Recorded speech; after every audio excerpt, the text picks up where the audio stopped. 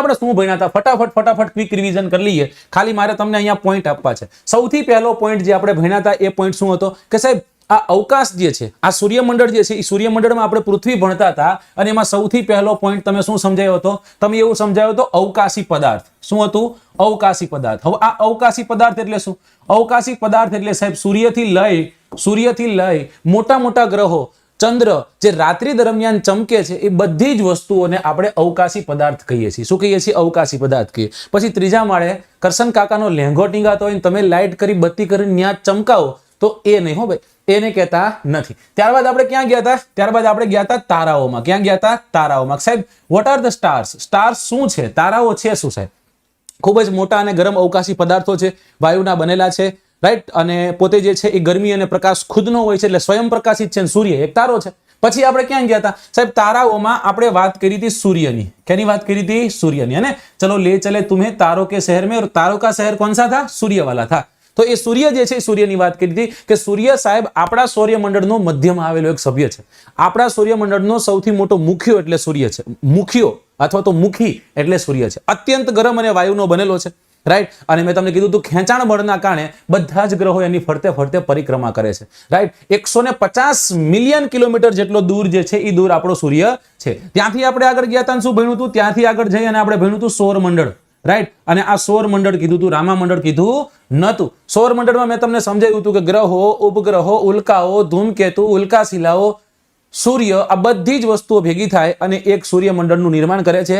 આપણો પણ એક સૂર્યમંડળ છે પર્સનલ, અને એ સૂર્યમંડળનો મુખ્ય સૂર્ય છે, જે ટોટલ સૂર્યમંડળનું 99.86% જેટલો ભાગ જે છે એ એકલો ધરાવે છે, રાઈટ. ત્યાંથી આપણે આગળ ગયા હતા, શું ભણ્યા હતા? ત્યાંથી આગળ જઈ અને આપણે ભણ્યા હતા ગ્રહો, રાઈટ. અને આ ગ્રહો જે છે એ ગ્રહો વિશે મેં તમને શું કીધું હતું? પહેલા તો ગ્રહો છે એ પ્લેનેટ એક ઇંગ્લિશ શબ્દ છે, એ પ્લેનેટ ઇંગ્લિશ શબ્દ ઉપરથી ઉતરી આવ્યો. આ ઇંગ્લિશ શબ્દ ક્યાંથી ઉતરી આવ્યો? તો કે ઇંગ્લિશ શબ્દ ગ્રીક શબ્દ જેને આપણે કીધું હતું પ્લેનેટાઈ. શું કીધું હતું? પ્લેનેટાઈ નામના શબ્દ ઉપરથી ઉતરી આવ્યો હતો. આપણા સૂર્યમંડળની વાત કરીએ તો આપણા સૂર્યમંડળમાં ટોટલ ગ્રહોની સંખ્યા 8 છે અને લઘુ ગ્રહો પણ છે, રાઈટ. ચલો ત્યાંથી આગળ જઈ વારાફરતી બધા ગ્રહોની વાત કરી હતી અને ક્રમશઃ સૂર્યથી નજીકના ગ્રહો જે છે એ સૂર્યથી નજીકના ગ્રહોને આપણે ગોઠવ્યા હતા.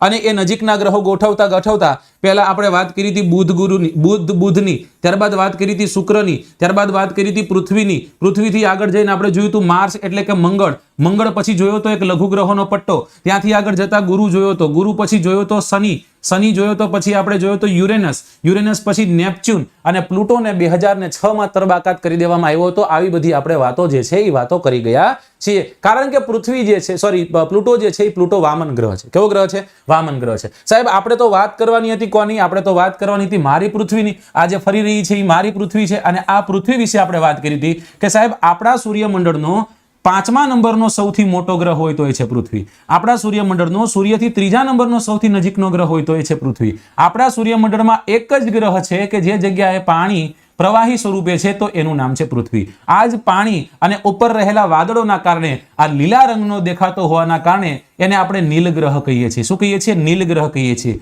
કઈ જગ્યાએ આવેલું છે? તો એ ગોલ્ડીલોક ઝોનમાં આવેલી છે. કયા ઝોનમાં આવેલી છે? ગોલ્ડીલોક ઝોનમાં આવેલી છે, જેના કારણે રાત્રિ અને દિવસનું ટેમ્પરેચરમાં બહુ ઝાઝા વેરિએશન્સ થતા નથી. સાહેબ પૃથ્વી જે છે એ પૃથ્વીનું અધ્યયન એટલે શું? તો મેં તમને કીધું હતું જીઓ પ્લસ ગ્રાફિયા. જીઓગ્રાફી એટલે પૃથ્વીનું અધ્યયન. પછી મેં તમને કીધું હતું પૃથ્વીનું માપન, તો જોયું તો આપણે જીઓમેટ્રી, અને આપણે જોયું હતું જીઓઆઈડી. જીઓઇડ એટલે પૃથ્વીનો શેપ, પૃથ્વી કેવા આકારની છે? તો પૃથ્વી જે છે એ પૃથ્વી જીઓઇડ આકારની છે. કેવા આકારની છે? જીઓઇડ આકારની છે. આટલી આપણે વાતો કરી હતી. ત્યાંથી આગળ જઈ પૃથ્વીનો એકમાત્ર ઉપગ્રહની વાત કરી હતી, જેનું નામ છે ચંદ્ર. કયો ગ્રહ છે? ઉપગ્રહ ચંદ્ર છે. હવે ચંદ્ર જે છે પૃથ્વી કરતા 1/4 જેટલો છે. ચંદ્ર જે છે એ ચંદ્રનું ગુરુત્વાકર્ષણ પૃથ્વી કરતા 1/6 ગણું ઓછું છે. મતલબ કે પૃથ્વીમાં ગુરુત્વાકર્ષણ બળ વધુ છે, ચંદ્રમાં ગુરુત્વાકર્ષણ બળ ઓછું છે. કેટલો દૂર છે? તો સાહેબ અંદાજિત 3,84,000 જેટલું કંઈક તમે અમને કીધું હતું. છેલ્લે 400 એડ કરી દેવાનું કીધા હતા. આ કિલોમીટરમાં છે. ચંદ્ર છે એ પરિક્રમણ અને પરિભ્રમણ અંદાજિત 27 દિવસનો તે લેતા હોવાના કારણે ચંદ્રને શું કહીએ છીએ આપણે? ચંદ્રની એક જ સાઈડ દેખાય છે. કેટલી સાઈડ દેખાય છે? એક જ સાઈડ આપણને ચંદ્રની દેખાય છે. અને આમાંથી પ્રશ્ન હતો કે why we are facing one side of moon. તો એની પાછળનું કારણ એકમાત્ર હતું નહીં. શું છે?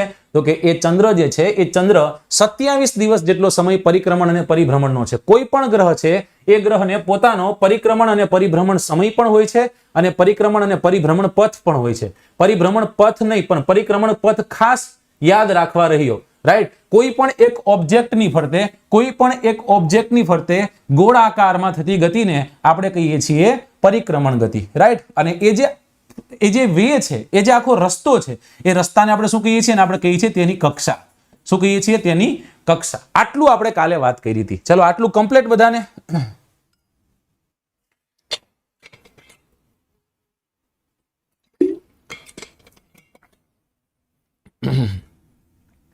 યસ, વેરી ગુડ વૃદ્ધિ ગોહિલ. 21 જુલાઈ ઈસવીસન 1969 ની સાલ આવી અને નીલ આર્મસ્ટ્રોંગ નામનો વ્યક્તિ જે છે ચંદ્ર પર સૌથી પહેલો પગ મૂકનાર વ્યક્તિ બને છે. ઓકે, એકદમ સાચી વાત કરી રહ્યા છો. નીલ આર્મસ્ટ્રોંગ સૌથી પહેલા વ્યક્તિ નાસા તરફથી ગયા હતા. કોના તરફથી ગયા હતા? તેઓ નાસા તરફથી ગયા હતા. ચંદ્રની ધરતી પર સૌથી પહેલો પગ મૂકનાર વ્યક્તિ જે છે એ નીલ આર્મસ્ટ્રોંગ હતા. કોણ હતા? નીલ આર્મસ્ટ્રોંગ હતા. અને આની પછી આપણે થોડાક ફેક્ટ પણ જોયા હતા. જો ન જોયા હોય તમને કહી દઉં કે ભારત જે છે એ ભારત તરફથી સૌથી પહેલો અવકાશમાં જનાર વ્યક્તિ જે છે એનું નામ શું છે? એનું નામ છે રાકેશ શર્મા, જે પંજાબના લુધિયાણાના હતા. ક્યાંના હતા? પંજાબના લુધિયાણાના હતા. જો કદાચ સ્ત્રીની વાત કરવામાં આવે તો એ સ્ત્રી કઈ હતી? તમને બધાને ખબર છે કે સાહેબ કલ્પના ચાવડા હતા અને એ હરિયાણાના કરનાલ ગામના હતા. ક્યાંના હતા? હરિયાણાના કરનાલ ગામના હતા. જ્યારે ગુજરાત તરફથી વાત કરવામાં આવે તો એ સુનિતા વિલિયમ્સ છે, જે જુલાસણ ગામના હતા. ક્યાંના છે? જુલાસણ ગામના. રાઈટ. અને હજી એક વખત, ફરી એક વખત ભારતીય કોઈ વ્યક્તિ અવકાશમાં પોતાનો પગ મૂકવા જઈ રહ્યો છે અને એ વ્યક્તિનું વાત આપણે કાલે વાત કરી હતી અને એમાં રાજા રમન્ના ને એ બધી વાતો આવી હતી. પણ સાચો આન્સર શું છે એનો લગભગ કોમેન્ટમાં તમે લોકોએ જોઈ લીધું હશે. જો નો ખ્યાલ હોય તો જલ્દીથી આન્સર કરો એટલે ખબર પડી જાય. હવે બધાને ખબર પડી ગઈ છે એટલા માટે હું શેર કરું છું. રાઈટ. તમે શેર કરી દેજો દોસ્તો. જેટલું વધુ શેર થશે, જો 500 550 છોકરાઓ જોવે જ છે, આપણે 1000 કઈ રીતના પહોંચે આંકડો? રાઈટ. અને 1000 પહોંચે ને એટલે તમને બીજી કંઈક સરપ્રાઈઝ આપું, કંઈક નવું આપું.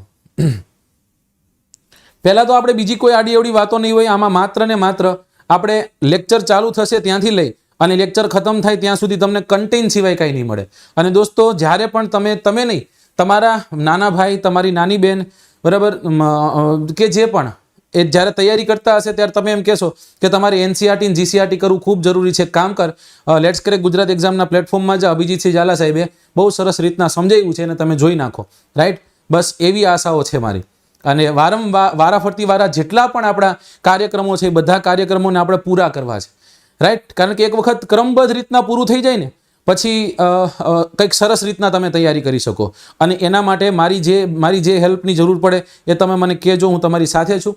એ પણ કહી દઉં છોકરાઓ કે આપણી ટીમ છે લેટ્સ ક્રેક ગુજરાત એક્ઝામની ખૂબ સારી રીતના કામ કરી રહી છે. અને અત્યારે ગૌરવ રાય સર જે છે એ આપણી સાથે લાઈવ છે. રાइट.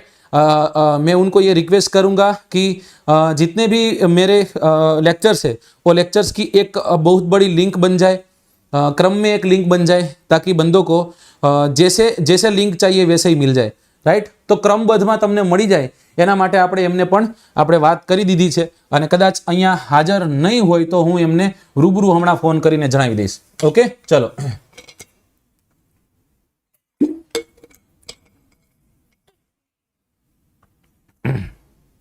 ઓકે, ચાલો. તો હવે આજના સેશનમાં આપણે આગળ વધવું છે અને આપણે પાર્ટ નંબર 2 ભણવો છે.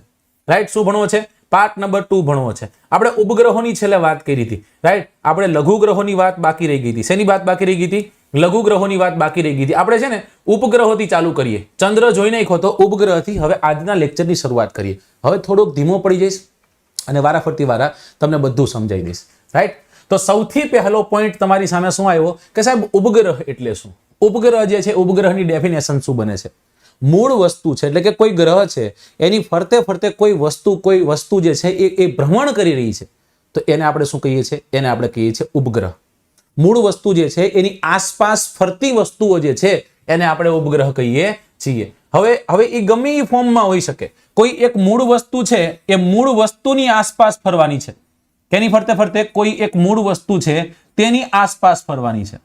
રાઈટ. હવે આમાંથી તમને પ્રશ્ન તરત થવાનો છે કે સાહેબ તો મૂળ વસ્તુ તો સૂર્ય છે, સૂર્ય મૂળ વસ્તુ છે, તો આપણે એને કેમ ન ગણીએ? મતલબ પૃથ્વીને તો ઉપગ્રહ કેમ ન ગણીએ?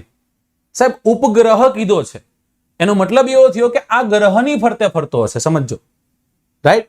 કોઈ એક તારો છે, કોઈ એક સ્ટાર છે, એ સ્ટારની ફરતે કોઈ વસ્તુ ફરતી હશે મોટી, તો એને આપણે કહેશું ગ્રહ. પણ જો ગ્રહની ફરતે ફરતે કોઈ વસ્તુ ફરતી હશે તો એને આપણે કહેશું ઉપગ્રહ. બહુ સાદી સિમ્પલ વાત છે. તમે નાના હતા ત્યારે તમે તમારા મમ્મીનો છેડો છે ને, છેડો પકડેલો રાખતા. ખબર છે ને તમને? એમ કે બેટા અહીંયા આમ કે તમે હંતાઈ જતા નહીં, બરાબર ને? હા, બસ. તો એવી જ રીતના આ સૂર્ય જે છે એ મમ્મી છે, એની ફરતે ફરતે ઓલા બધા ગ્રહો જે છે આવી રીતના ફરે છે.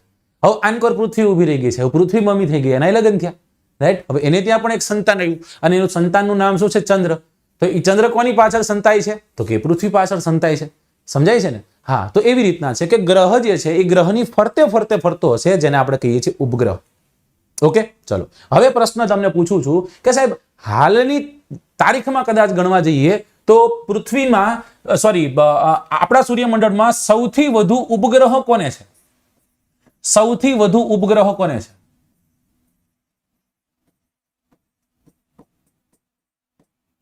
જો લેક્ચરનો ફાયદો શું થાય ખબર છે? લેક્ચરમાં તમે એક વખત આવો ને એટલે છેક સુધી રહ્યો ને, તો હું ખાતરીથી કહું છું કે આ બધું તમને મગજમાં ચડતું જાય. કારણ કે એવી રીતના મનોવૈજ્ઞાનિક પદ્ધતિ એવી રીતના ઢબથી ભણવામાં આવતું હોય, થોડુંક વાત કરતા કરતા, મજાક કરતા કરતા અને વારંવાર પ્રશ્ન પૂછતા એટલે તમને યાદ રહી જાય. રાઈટ? ચલો. Okay. Shani. Saturn. Very good. Guru 79 Vishwarajsinh Padiyar એમ કે છે ગુરુ. શનિ. ઓકે. તો જો હવે તમને કહી દઉં, હાલની તારીખમાં જો કદાચ વાત કરવામાં આવે તો એ આપણે શનિને ગણીશું. કેને ગણીશું? શનિને ગણીશું. પણ તમારી એનસીઆરટી શું કહે છે? તમારી એનસીઆરટી હજી પણ ગુરુ જે છે એ ગુરુને સૌથી વધુ ઉપગ્રહો છે એવું કહે છે. તો એનસીઆરટી પ્રમાણે આપણે ગુરુ લીધો છે, પણ હાલના તબક્કામાં કદાચ જોઈએ તો શનિ જે છે એ શનિને લગભગ 82 જેટલા ઉપગ્રહો છે. કેટલા ઉપગ્રહો છે? 82 જેટલા ઉપગ્રહો છે. તો આ આપણે યાદ રાખીશું. સાહેબ ઉપગ્રહો છે એ ઉપગ્રહોના બે પ્રકાર કાલ તમે અમને કંઈક કીધા હતા, રાઈટ? એક તમે કીધો તો કુદરતી, એક કેવો કીધો તો કુદરતી, મતલબ કે એ કુદરતી હોય, રાઈટ? અને એક હોય કૃત્રિમ. એક કેવો હોય? કૃત્રિમ, જેને આપણે માનવ સર્જિત પણ કહીએ. શું કહીએ? માનવ સર્જિત પણ કહીએ છીએ. તો સાહેબ આ માનવ સર્જિત ઉપગ્રહ જે છે, ઉપગ્રહ ક્યાં ફરતો હોય છે, શું હોય છે, શું નહીં, રાઈટ? પહેલા તો સાહેબ આનું નિર્માણ કોના દ્વારા થયું હોય છે? માણસે બનાવેલો છે. એનું નિર્માણ કોણ કરે છે? માણસ કરે છે. તો જેને આપણે માનવ સર્જિત કહીએ ને, રાઈટ? અને આ જે પણ વસ્તુ બનાવવામાં આવી છે એ કોના દ્વારા? વૈજ્ઞાનિકો દ્વારા બનાવવામાં આવી છે. અને આ વૈજ્ઞાનિકો જે છે એ શું કરે છે? આ વૈજ્ઞાનિકો જે વસ્તુને બનાવવામાં આવી છે એ વસ્તુને અવકાશમાં મોકલવામાં આવે છે, અથવા તો અવકાશમાં મોકલે છે. ક્યાં મોકલી છે? અવકાશમાં મોકલી. સાહેબ શું કામ અમથા મજાવી? એટલે સાહેબ મેં કંઈક કર્યું, હું અવકાશમાં મોકલું? નહીં, એટલા માટે નહીં. એની પાછળનું કંઈક કારણ હશે. એની પાછળનું કારણ એક એવું કહી શકીએ કે બ્રહ્માંડ વિશેની માહિતી ભેગી કરવા માટે સૌથી મેઇન કામ તો આ છે સાહેબ, બ્રહ્માંડની માહિતી ભેગી કરવા. કે સાહેબ હકીકતમાં બ્રહ્માંડની ઉત્પત્તિ કઈ રીતના થઈ ને આપણને ખબર નથી. આપણે બિગ બેંગ કહીએ છીએ કે આજથી 14 અબજ વર્ષ પહેલા એક વિશાળ મહાકાય ધડાકો થયો, ની ધડાકાના કારણે બ્રહ્માંડની ઉત્પત્તિ થઈ. તો બ્રહ્માંડની ઉત્પત્તિ જે છે એ બ્રહ્માંડની ઉત્પત્તિ જાણવા માટે અવકાશમાં વૈજ્ઞાનિકો દ્વારા માનવ નિર્મિત એક કોઈ વસ્તુને મોકલવામાં આવે, જેને આપણે કહીએ છીએ માનવ સર્જિત ઉપગ્રહો. શું કહીએ છીએ? માનવ સર્જિત ઉપગ્રહો, રાઈટ? હવે એ બ્રહ્માંડની ઉત્પત્તિ સાથોસાથ સંદેશા વ્યવહાર માટે. કેના માટે? સંદેશા વ્યવહાર માટે. અત્યારે તમે ગમે એને મેસેજ કરી દો છો ને, હા, તો એ સંદેશા વ્યવહાર જે છે એ તમારો વ્યવહાર આ સંદેશા વ્યવહારના કારણે ટેકો છે, અને એ સંદેશા વ્યવહાર અવકાશમાં જે ઉપગ્રહો છોડ્યા છે એના કારણે ટેકો છે. અને બધાએ વૈજ્ઞાનિકને એક વખત આમ ચરણ સ્પર્શ કરી લેજો, કારણ કે એના કારણે તમારા લોંગ લાસ્ટિંગ ને લોંગ ડિસ્ટન્સ રિલેશન પણ ટકેલા છે. બધા વગર ચાલશે પણ તારા વગર નહીં. સમજાઈ ગયું? ચાલો. તો એ સંદેશા વ્યવહાર માટે માહિતીઓ એકત્રિત કરી અને પહોંચે છે, અને પછી આપણે બધું કરી શકતા હોય છે, રાઈટ? સાહેબ આ કોના દ્વારા છૂટે છે? આ કોના દ્વારા છૂટે છે? આ રોકેટ દ્વારા છૂટે છે. કોના દ્વારા છૂટે છે? રોકેટ દ્વારા છૂટે. સાહેબ આપણે ભારતની વાત કરીએ કે સાહેબ ભારતમાં ક્યાંથી છૂટે? ભારતના વૈજ્ઞાનિકો, રાઈટ? એ પછી DRDO ના હોય, ISRO ના હોય, જેના હોય, ઓકે, એને જે પણ વસ્તુ બનાવી છે ક્યાંથી છૂટશે? તો એ આંધ્રપ્રદેશથી છૂટશે. ક્યાંથી છૂટશે? આંધ્રપ્રદેશમાં કઈ જગ્યાએ સાહેબ? આંધ્રપ્રદેશમાં શ્રી હરિકોટા આવેલું છે. શું આવેલું છે? શ્રી હરિકોટા આવેલું છે. અને આ શ્રી હરિકોટા છે ને, એ શ્રી હરિકોટા ખાતે સતીશ ધવન સ્પેસ સેન્ટર આવેલું છે. શું આવેલું છે? Satish Dhawan space centre. એ સતીશ ધવન સ્પેસ સેન્ટરથી સતીશ ધવન સ્પેસ સેન્ટરથી માણસ જે છે સેન્ટરથી આપણે ભારત જે છે એ ભારત પોતાના ઉપગ્રહોને છોડે છે એટલા માટે આને આપણે શું કહેશું? આને આપણે કહેશું ઉપગ્રહ પ્રક્ષેપિત કેન્દ્ર. શું કહેશું? ઉપગ્રહ પ્રક્ષેપિત કેન્દ્ર. કારણ કે એને શું કરવામાં આવે છે? પ્રક્ષેપિત કરવામાં આવે છે. શું કરવામાં આવે છે? પ્રક્ષેપિત કરવામાં આવે છે. કોઈ એક ભ્રમણ કક્ષામાં છોડવામાં આવે છે અને એ રોકેટ દ્વારા છોડવામાં આવે, રાઈટ. અને એ રોકેટના મુખ્ય 3 પ્રકાર છે. એક છે SLV રોકેટ, રાઈટ. ત્યારબાદ છે PSLV રોકેટ. કયું રોકેટ છે? PSLV. અને છેલ્લું જે છે એને આપણે કહીએ છીએ GSLV. શું કહીએ છીએ? GSLV, right. Satellite launching vehicle, polar satellite launching vehicle, geosynchronous satellite launching vehicle. આ એના ફૂલ ફોર્મ છે. જો દળદાર વજનદાર ઉપગ્રહ છોડવામાં આવે GSLV, સાદો ઉપગ્રહ હોય તો PSLV, ઊંચાઈ સુધી છોડવાનું હોય તો PSLV, રાઈટ. તો GSLV અને PSLV, GSLV જે છે એ GSLV એટલું સક્સેસ નથી, PSLV સક્સેસ છે. એટલા માટે PSLV ને કહેવાય છે ડાર્ક હોર્સ ઓફ ઈસરો. શું કહેવાય છે? Dark horse of ISRO. અને આને કહેવાય છે નોટી બોય. કેવો બોય? Naughty boy. ઓકે, ચલો તો આ પણ આપણે યાદ રાખીશું. આટલું કમ્પ્લીટ.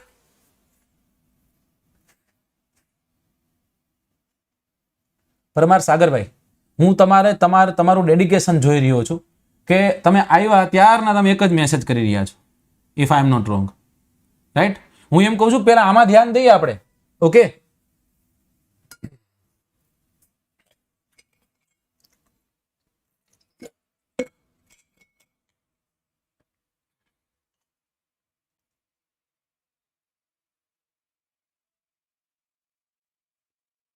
અને તમે આમ કરશો તો હું 100%, 110% જવાબ નહીં આપું સાહેબ. 110%. મને આવડતો હોય છે તોય નહીં આપું, નહીં આવડતો હોય તોય નહીં. અને મને ઘણું નથી આવડતું. એવું નથી કે મને બધું આવડે. મને ઘણી વસ્તુ એવી પણ છે કે જે મને નથી આવડતી. સાહેબ ભારતના સાયન્ટિસ્ટે છોડ્યા ફાઇનલ ને આ બધા. આ ઇન્ડિયન જ છે ને? ઇન્ડિયન વૈજ્ઞાનિકોની વાત કરો છો ને? હા, ઇન્ડિયન વૈજ્ઞાનિકોની જ વાત કરું છું સાહેબ. તો ભારતના સાયન્ટિસ્ટોએ છોડ્યા છે. તો ભારતના જે ઉપગ્રહો છૂટ્યા એ ઉપગ્રહો મુખ્યત્વે કયા કયા છે? આમ એના જે સેટ હોય એને આપણે શું કહીએ છીએ, રાઈટ. એમાં એક સેટ છે જેને આપણે કહીએ છીએ ઇનસેટ પ્રણાલી. કઈ પ્રણાલી છે? ઇનસેટ પ્રણાલી. એક પ્રણાલી છે જેને આપણે કહીએ છીએ IRS પ્રણાલી. શું કહીએ છીએ? IRS પ્રણાલી, રાઈટ. ત્યારબાદ છેલ્લી પ્રણાલી છે અને આપણે કહીએ છીએ એડ્યુસેટ. શું કહીએ છીએ? એડ્યુસેટ, રાઈટ.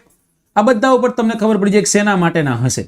એડ્યુસેટ છે, IRS છે અને ઇનસેટ છે. તો આ ઉપગ્રહ પ્રણાલીઓ છે. એ ઉપગ્રહ પ્રણાલીઓ છોડવામાં આવે. આમાં પછી ઇનસેટ 1 2 3 4 5 6 IRS, બરાબર. આમાં એવી રીતના. તો હવે આને છોડવામાં આવે છે કોના દ્વારા? ભારતીય વૈજ્ઞાનિકો દ્વારા નિર્માણ પામે છે, રોકેટ દ્વારા છૂટે છે. SLV, PSLV અથવા તો GSLV થી. ક્યાંથી? શ્રી હરિકોટા ખાતેથી, જે આંધ્રપ્રદેશમાં આવેલું છે. ક્યાં આવેલું છે? આંધ્રપ્રદેશમાં આવેલું છે. સતીશ ધવન સ્પેસ સેન્ટર ખાતેથી એ છૂટે છે. અને અવકાશમાં છોડવા પાછળનું કારણ બ્રહ્માંડની ઉત્પત્તિ, બ્રહ્માંડનું જ્ઞાન અને સંદેશા વ્યવહાર જાણવા માટે આ બધું થતું હોય છે. Is this clear to you my dear પપુડિયા હાઉસ બધાય?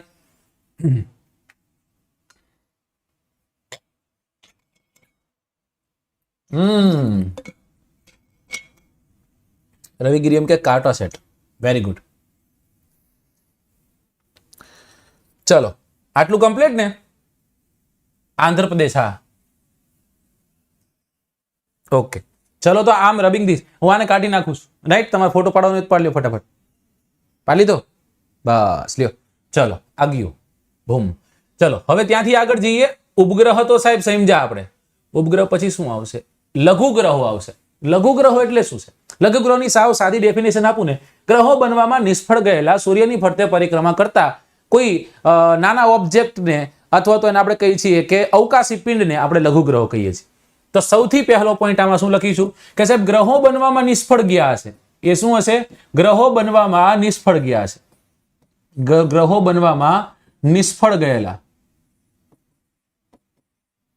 અવકાશી પિંડ જે છે, અવકાશી પિંડ જે કેની ફરતે ફરે છે? જે સૂર્યની ફરતે ફરે છે, જેને આપણે કહીએ છીએ લઘુગ્રહો. શું કહીએ છીએ? લઘુગ્રહો, રાઈટ. તારાઓ, ગ્રહો, ઉપગ્રહો એને છોડી સૂર્યની આસપાસ લઘુગ્રહો પણ ફરે છે. મંગળ જે છે ને, મંગળ એ અને ગુરુ, આ બેની વચ્ચે મેક્સિમમ તમને લઘુગ્રહો જોવા મળશે. મંગળ અને ગુરુની વચ્ચે, મંગળ અને ગુરુની વચ્ચે લઘુગ્રહનો પટ્ટો આવેલો છે. શું આવેલો છે? લઘુગ્રહનો પટ્ટો આવેલો છે. તમને એવી રીતના પ્રશ્ન પૂછી નાખે કે નીચેનામાંથી કયા બે ગ્રહોની વચ્ચે સર્વાધિક લઘુગ્રહોની સંખ્યા જોવા મળે છે? તો લઘુગ્રહોનો સૌથી મોટો પટ્ટો જે છે ને મારા દીકરાઓ એ કઈ જગ્યાએ છે? મંગળ અને ગુરુની વચ્ચે. કેની વચ્ચે છે? મંગળ અને ગુરુની વચ્ચે છે. રાઈટ? ચલો હવે જો વૈજ્ઞાનિકનો મત શું છે? વૈજ્ઞાનિકનો મત એવું કહે છે કે લઘુગ્રહ છે ને એ એક ગ્રહનો જ ભાગ છે. શું છે? લઘુગ્રહ એક ગ્રહનો જ ભાગ છે. મતલબ કે એક સમયે આ ગ્રહનો જ ભાગ હતો, પણ શું થયું? કઈ એવું કારણ થયું, ગ્રહમાં કઈ બ્લાસ્ટ થયો, ઉપરનો ભાગ જે છે એ ભાગ તૂટ્યો, અને એ ભાગ તૂટવાના કારણે એ ભાગ જે છે એ ભાગમાંથી એ છૂટો પડ્યા હોવાના કારણે એ લઘુગ્રહ બની ગયો. શું બની ગયો છે? લઘુગ્રહ બની ગયો. વૈજ્ઞાનિકો આવું કહે છે, મારું ન માનો, વૈજ્ઞાનિકોનું તો તમે જરૂરથી માનશો, મને ખ્યાલ છે. વૈજ્ઞાનિકોનો મત એવું કહે છે કે લઘુગ્રહો જે છે એ લઘુગ્રહો શું છે? તો કે લઘુગ્રહો ગ્રહોનો જ એક ભાગ છે. ચલો ત્યાંથી આગળ જઈએ અને હજી એક બીજો પોઈન્ટ ભણીએ. લઘુગ્રહોને મૂકો સાઈડમાં. રાઈટ? ચલો એક જ મિનિટ. લઘુગ્રહો ભણ્યા. હવે લઘુગ્રહો પછી શું ભણીશું? હવે આપણે ભણીશું ઉલ્કા અને ઉલ્કાશિલા. શું ભણીશું? ઉલ્કા અને ઉલ્કાશિલા, અથવા તો ઉલ્કાપિંડ. શું કહેશું? ઉલ્કાપિંડ. એક પિંડ છે જેથી એનું નામ પાડ્યું આપણે ઉલ્કાપિંડ. હવે જો આ સમજવા જેવી વાત છે, મસ્ત મજાની સમજવા જેવી, સાંભળવા જેવી, શાંતિ સમજવા જેવી વાત છે. સૂર્ય રહ્યો ને, સૂર્ય એ સૂર્યની ફરતે ફરતે ઘણા નાના નાના ખડકો ફરે છે. એની ફરતે ફરે છે તો કે સૂર્યની ફરતે ફરતા, સૂર્યની ફરતે ફરતા નાના ખડકો જેને આપણે શું કહીએ છીએ? ઉલ્કાપિંડ કહીએ છીએ. શું કહીએ છીએ? ઉલ્કાપિંડ કહીએ છીએ. હવે સાહેબ કાંઈ વાંધો નથી, અત્યારે કોઈ વાંધો નથી, પણ આ ઉલ્કાપિંડની જ્યારે આતામાજી સટકલી, જ્યારે એનો મગજ વ્યો જાય ત્યારે શું કરે છે ખબર છે? કેટલીક વખત એ ઉલ્કાપિંડ જે છે એ પૃથ્વીની નજીક આવી જાય. કેટલીક વખત શું કરે? પૃથ્વીની નજીક આવી જાય. ચાલો અહીંયા વાંધો નથી, પૃથ્વીની નજીક આવી જાય, અમને કોઈ વાંધો છે નહીં. રાઈટ? અને સાહેબ એ દરમિયાન પૃથ્વીના વાતાવરણની નજીક પહોંચે છે. રાઈટ? એટલે પૃથ્વીની એકદમ નિકટ આવી ગયું છે, અને એના કારણે હવા સાથે ઘર્ષણ થાય છે. શેના સાથે ઘર્ષણ થાય છે? હવા સાથે ઘર્ષણ થાય છે. અને આ ઘર્ષણ થવાના કારણે આ આખો જે ટુકડો હતો એ બળી જાય છે, ભસ્મ થઈ જાય છે. રાઈટ? કારણ કે ઘર્ષણ બળ લાગતું હશે. હવે હું તમને એમ કહું કે તમને હું આમ કે રોડમાં પકડીને પછી આમ 80 ની સ્પીડે એક ગાડી જતી હોય એને ભેગી તમને બાંધી દઉં તો હા, આપણે છોલાઈ જેવી વાત સાચી, પણ એની સાથે સાથે આપણા શરીરમાં ગરમી પણ પેદા થાય. તો તમે બધા હોટ છો, સમજો, હે ને? પણ એ ખાલી ખેંચવાની જરૂર પડતી હોય છે. તો હવે એ બળી ગયું, આ ઘર્ષણ થવાના કારણે બળી જાય છે, અને એ બળી જાય છે એ આપણને દૂરથી દેખાય છે. એને આપણે શું કહીએ છીએ? આપણે કહીએ છીએ ઉલ્કા. શું થઈ? ઉલ્કા થઈ. પણ સાહેબ જો સંપૂર્ણ બળી ગઈ તો એને આપણે ઉલ્કા કીધી. શું કીધું? સંપૂર્ણ બળી ગઈ તો એને આપણે શું કીધું? એને આપણે કીધું ઉલ્કા. પણ જો એનો કોઈ ભાગ એવો છે કે બળી શક્યો નહીં, ઘર્ષણ તો થયું, ઘર્ષણ થતા થતા પૃથ્વીના વાતાવરણમાં પ્રવેશ્યું. હવે વાતાવરણમાં પ્રવેશ્યું, ઘણું બધું વયું પણ ગયું, પણ છતાં પણ પૃથ્વી સુધી પહોંચીને પૃથ્વી ભેગું જબરદસ્ત એવી ઇમ્પેક્ટ કરી. અને આ જે ઇમ્પેક્ટ કરી એના કારણે સાહેબ સ્પીડથી આવતી હોય ને પૃથ્વીનું ગુરુત્વાકર્ષણ બળ પાછું, હે ને, 9.8 મીટર પર ખેંચાય છે. અને એ ખેંચાતા હોવાના કારણે એની સ્પીડમાં વધારો થશે. હું તમને 7 માળની બિલ્ડિંગ ઉપર ઘા કરું તો પહેલા તમે ધીમે ધીમે જઈશો, પછી તમારી સ્પીડ જેમ તમે સપાટી તરફ વધશો ને એમ તમારી સ્પીડ વધશે. ત્યારે એવું નહીં થાય પહેલા આમ ફાસ્ટ આવતા હશો ને પછી ધીમે પહોંચવા નહીં ને ત્યારે આમ ધીમે ધીમે આમ કરીને હવરેક લઈને ઉતરી જઈશું. એવું બનશે નહીં.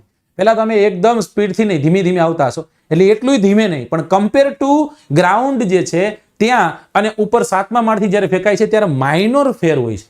અવકાશમાં તમને ઘા કરું તો પહેલા તમે થોડીક ઓછી સ્પીડથી આવો, ધીમે ધીમે સ્પીડ વધે, અને એટલા માટે છેલ્લે ભાંગી જાય છે કે ઇમ્પેક્ટ સાથે આપણે પડીએ છીએ. પણ તમારા અને મારામાં એવી કોઈ વસ્તુ છે નહીં કે આપણે ખાડો પાડી દે, ગોબો પાડી દે. રાઈટ? પણ આ તો બહુ મોટી ને વિશાળ હોય છે, એના કારણે ગોબો પાડી દે છે. એટલે કે આ ઉલ્કાઓ પડી, એ ઉલ્કાઓના કારણે પિત્ત બને છે, ખાડો બની જાય છે. શું બની જાય છે? ખાડો બની જાય છે. જો ઉલ્કાઓ સંપૂર્ણ મિસ્ટેક થઈ ગઈ, આ તો ઉલ્કા થઈ ગઈ, ઓકે, પરંતુ જો બળી નથી એવી, અથવા તો થોડી એવી બળી ગઈ છે અને પૃથ્વી સુધી પહોંચી ગઈ, પૃથ્વીની સપાટી સુધી પહોંચી ગઈ, તો એને આપણે શું કહેશું? એને આપણે કહેશું ઉલ્કાશિલા. શું કહેશું? ઉલ્કાશિલા. અને આ ઉલ્કાશિલા પડવાના કારણે શું થાય? તો બનશે એક ખૂબ સુંદર એવું એક સરોવર. શું બનશે? સરોવર. હકીકતમાં પડે ખાડો, પણ ખાડો પડે ત્યાં વરસાદ ભરાય એટલે સરોવર થઈ જાય. સમજાય છે? ખાડો પડે અને વરસાદ પડે, ખાડો પડે, વરસાદ પડે એટલે શું થઈ જાય? સરોવર બની જાય છે. અને આના કારણે આવા ઘણા બધા સરોવરો જે છે એ નાના મોટા વિશ્વમાં બન્યા છે. અને એ પૈકીનું એક સરોવર જે મહારાષ્ટ્રમાં આવેલું છે, જેનું નામ છે લોનાર નામનું સરોવર. કયું સરોવર છે? લોનાર નામનું સરોવર. એવું કહેવાય છે કે ઉલ્કાપાતના કારણે અને જ્વાળામુખી ઉદ્ગારના કારણે ક્રેટર અને કાલ્ડેરા અને સાથે સાથે આ ઉલ્કાપાતના કારણે બનેલું સરોવર છે. તો આ હતું આપણું ઉલ્કાપિંડ અને સાથે સાથે આપણે ભણી ગયા લઘુગ્રહ. આમાં કોઈ પણ જાતની ક્વેરી ડાઉટ હોય તો મને જલ્દીથી કહો.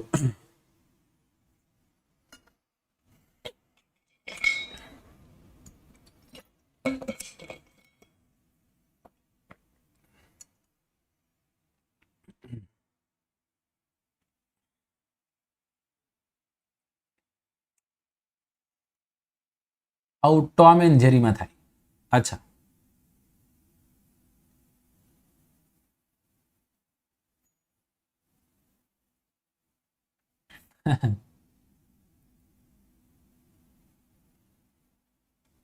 ચલો તો એ ગોબો પાડી દીધો ને આપણે. ચલો, ગોબો પાડી દેવાની જ વાત છે સાહેબ. આટલું કમ્પ્લીટ ને? આમાં કઈ તકલીફ ખરી નહીં ને?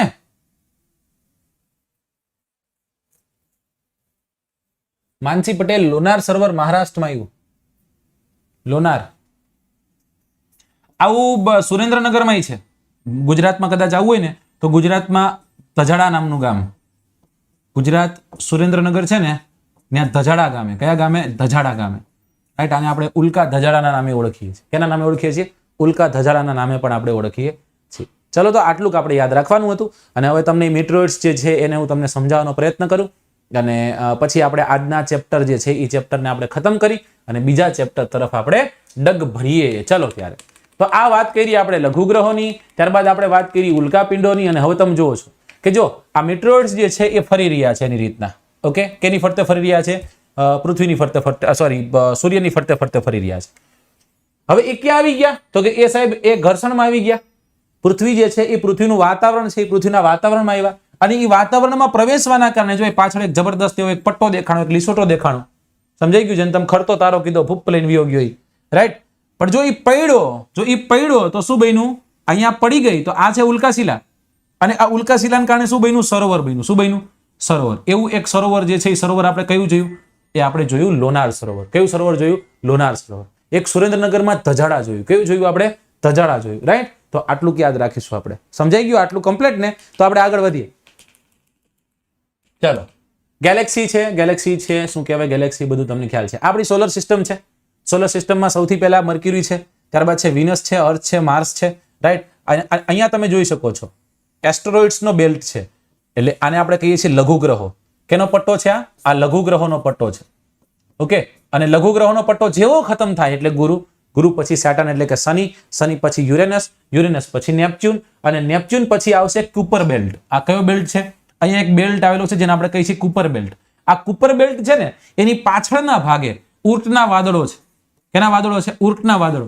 અને આ ઉર્ટના વાદળો જે છે એ ઉર્ટના વાદળો કોઈ સમય દરમિયાન સૂર્યના ગુરુત્વાકર્ષણના કારણે સૂર્ય તરફ ખેંચાતા હોય છે. સમજાઈ ગયું? પૃથ્વી તરફથી પણ નીકળે છે. અને એ જ્યારે નીકળે છે ને, રાઈટ, એ જ્યારે નીકળે છે એ સમય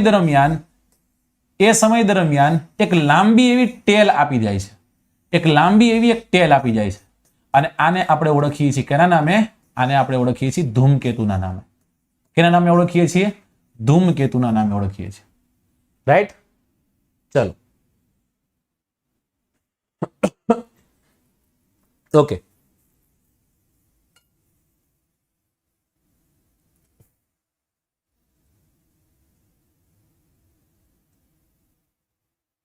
હા, આવી ગયો. 76 વર્ષે દેખાય હેલી નામનો ધૂમકેતુ એ આવી ગયો. રાઈટ. 76 વર્ષે દેખાય. ક્યારે દેખાણો હતો? 76 વર્ષે દેખાય. છેલ્લે ક્યારે દેખાણો હતો ને ક્યારે દેખાશે? Dipsa, this is second lecture of geography NCERT. ધૂમકેતુ, વેરી ગુડ.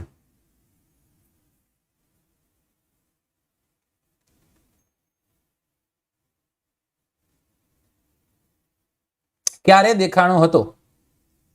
જલ્દી આન્સર આપો, આપણે ભણવું છે સાહેબ. In the year of 1986. Excellent સાહેબ, બહુ ઈઝી છે, યાદ રહી જાય. કાંઈ આમાં કઈ મોટી વાત નથી. 76 વર્ષે દેખાય, એમાં 10 ઉમેર દો, 86 થઈ ગયા. 86 માં દેખાણો હતો. રાઈટ. હવે 76 + 86 કરી નાખવાનો એટલે તમને જવાબ આવી જાય પાછો. એટલે આ જ કેલ્ક્યુલેશન ખાલી યાદ રાખો. 76 + 86, 76 + 86. 86 વર્ષે ન દેખાય, 76 વર્ષે દેખાય. 86 માં દેખાણો તો 76 + 86 કરી નાખો. સમજાય? એટલે તમને જવાબ આવી જાય. શું આવે? 6 દુ 12, 12 નો બગડો વધી ચડી 1, 8 દુ 16, 16. રાઈટ. તમે તમારી રીતના લઈ આવજો. ઓકે, ચલ ડન. તો આટલા વર્ષ પછી આ ધૂમકેતુ જે છે એ ધૂમકેતુ દેખાવા પાત્ર બને છે. તો હેલી નામનો ધૂમકેતુની વાત કરી, કુપર બોલ્ટની વાત કરી આપણે. તો તમે જોઈ શકો છો કે આમાં જેમ જેમ જેમ જેમ તમે આમ આગળ જતા જાવ ને એમ એમ ગ્રહોની સંખ્યા, ઉપગ્રહોની સંખ્યા જે છે એ વધે અને આમ પાછી ઘટતી જશે. જો એક સમય હતો આપણે માનતા કે જુપિટરને સૌથી વધુ છે, સેટર્નને એનથી ઓછા છે, યુરેનસને એનથી ઓછા, નેપચ્યુનને એનથી ઓછા. પણ હવે પાછું સાયન્સ જે છે એ સાયન્સ થોડુંક ઊંધું થયું અને એવું કીધું કે નહીં, શનિને સૌથી વધુ છે, જુપિટરની એન કરતા ઓછા, પછી યુરેનસ અને નેપચ્યુન છે. પેલા ક્રમ હતો તો મજા આવતી કે આમ ક્રમમાં ગોઠવી નાખવાના. સૂર્યથી દૂર હોવાના કારણે ઉપગ્રહોની સંખ્યા વધુ છે, સૂર્યથી નજીક હોવાના કારણે ઉપગ્રહોની સંખ્યા ઓછી છે. સાહેબ આ મર્ક્યુરી નામનો ગ્રહ છે. હવે આ મર્ક્યુરી નામના ગ્રહની ફરતે ફરતે જો કોઈ ઉપગ્રહ ફરતો હોય, તમે મને કહેજો, તમારું તે તમારું લોજિક લગાડવાનું. આ રીતના ફરતો હોય બચારો, અહીંયા સુધી પોગે, અહીં પહોંચે ને તો સૂર્ય દાદા હપુક કરી જાય. સમજાઈ ગયું? કારણ કે સૂર્યનું ગુરુત્વાકર્ષણ આન કરતા વધુ જ રહેવાનું ને. ત્યાંથી આગળ જાવ એટલે અહીંયા આવી ગયો વિનસ. તો વિનસ જે છે, વિનસ અહીં એવી રીતના નીકળ્યો કે મને કોઈનું આંટીએ કે હપુક કરી જાય સૂરજ દાદા. રાઈટ. અને એટલા જ માટે આને ઉપગ્રહ નથી, આને ઉપગ્રહ નથી. આને એક છે ને આને બે છે. જો આમ આગળ જતા વૈધા, આને એક છે ને આને બે છે. મંગળને બે ઉપગ્રહ છે. એની પાછળનું મુખ્ય કારણ શું? સૂર્યથી થોડોક દૂર હોવાના કારણે એને બે ઉપગ્રહ છે. એ ટકી શીખા. બાકી જ્યારે આ સૂર્યમંડળનું નિર્માણ થયું છે ને ત્યારે બધાને અસંખ્ય ઉપગ્રહો છે. ક્યાંક ખેંચાઈ ગયા છે, ક્યાંક તૂટી ગયા છે, ક્યાંક બીજી રીતના કોક જગ્યાએ આવી ગયા છે કોઈ ગુરુત્વાકર્ષણના કારણે. સમજાય? પણ હવે જે વૈધા છે ને આપણે યાદ રાખવાનું, બ્રહ્માંડ છે ને, બ્રહ્માંડ આમ જોઈએ તો એક મિથ છે. બ્રહ્માંડ જે છે ને એ બ્રહ્માંડ હકીકતમાં સત્ય કેટલું છે એ તમને મને કોઈ નથી ખબર. આપણને જેમ જેમ શોધ થતી જાય ને જેટલું ખબર પડતી જાય ને એટલું આપણે ભણતું જવાનું છે. અને બીજી પણ વાત તમને કહી દઉં કે બ્રહ્માંડ છે ને, બ્રહ્માંડ એ બ્રહ્માંડ અત્યારે આપણે ભણીએ છીએ ને એ નથી. હકીકતમાં વૈજ્ઞાનિકો ક્યાંય પોગી ગયા છે. આપણે વૈજ્ઞાનિકની નજીકે નથી પોગ્યા. વૈજ્ઞાનિકો બિચારા ક્યાંય છેક પહોંચી ગયા છે. પણ આપણી પાસે જે ડેટા છે ને એ જ ડેટા આપણે યાદ રાખવાનો છે.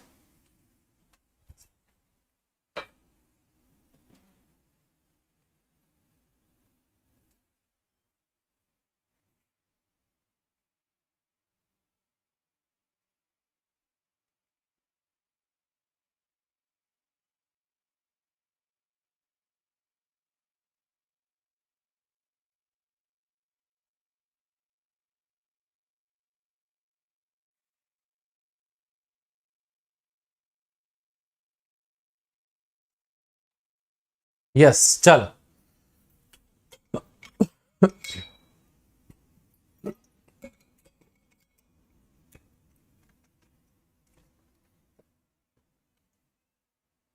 હરપાલસિંહ મને કીધું નહીં, મને એમ કહેતા હતા અવાજ એવો આવ્યો તો મને, સાહેબ તમે સારું ભણાવો છો, ભણાવ્યા જ રાખો. આપણને ખબર નથી એ વાત પર વધુ ડિસ્કસ ન કરવું જોઈએ. મારો પર્સનલી એવું માનવું છે. પણ હું એના વિશે તમે વાંચી આવીશ. તમે કહેતા સાહેબ મારે જાણવું છે તો 110% હું તમને એના પર પણ સમજાવીશ, ભણાવીશ. રાઈટ. ચાલો હવે આપણે સેકન્ડ નંબરનું ચેપ્ટર છે એ ચેપ્ટર છે અક્ષાંશ અને રેખાંશ. જો કદાચ તમે જીસીઆરટી વાંચતા હોય તો જીસીઆરટીમાં આ જ ચેપ્ટર છે.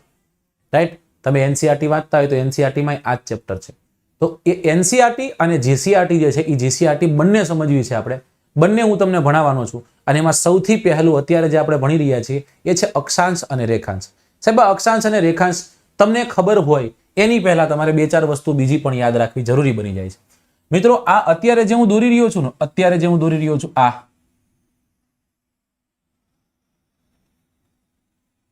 આ પૃથ્વી છે. થોડીક ત્રાસી બાંગી થઈ ગઈ પણ પૃથ્વી ફાઇનલ છે, આ જ છે. બરાબર. આ શું છે? પૃથ્વી છે. મને જ નહીં હાલે રહ્યો.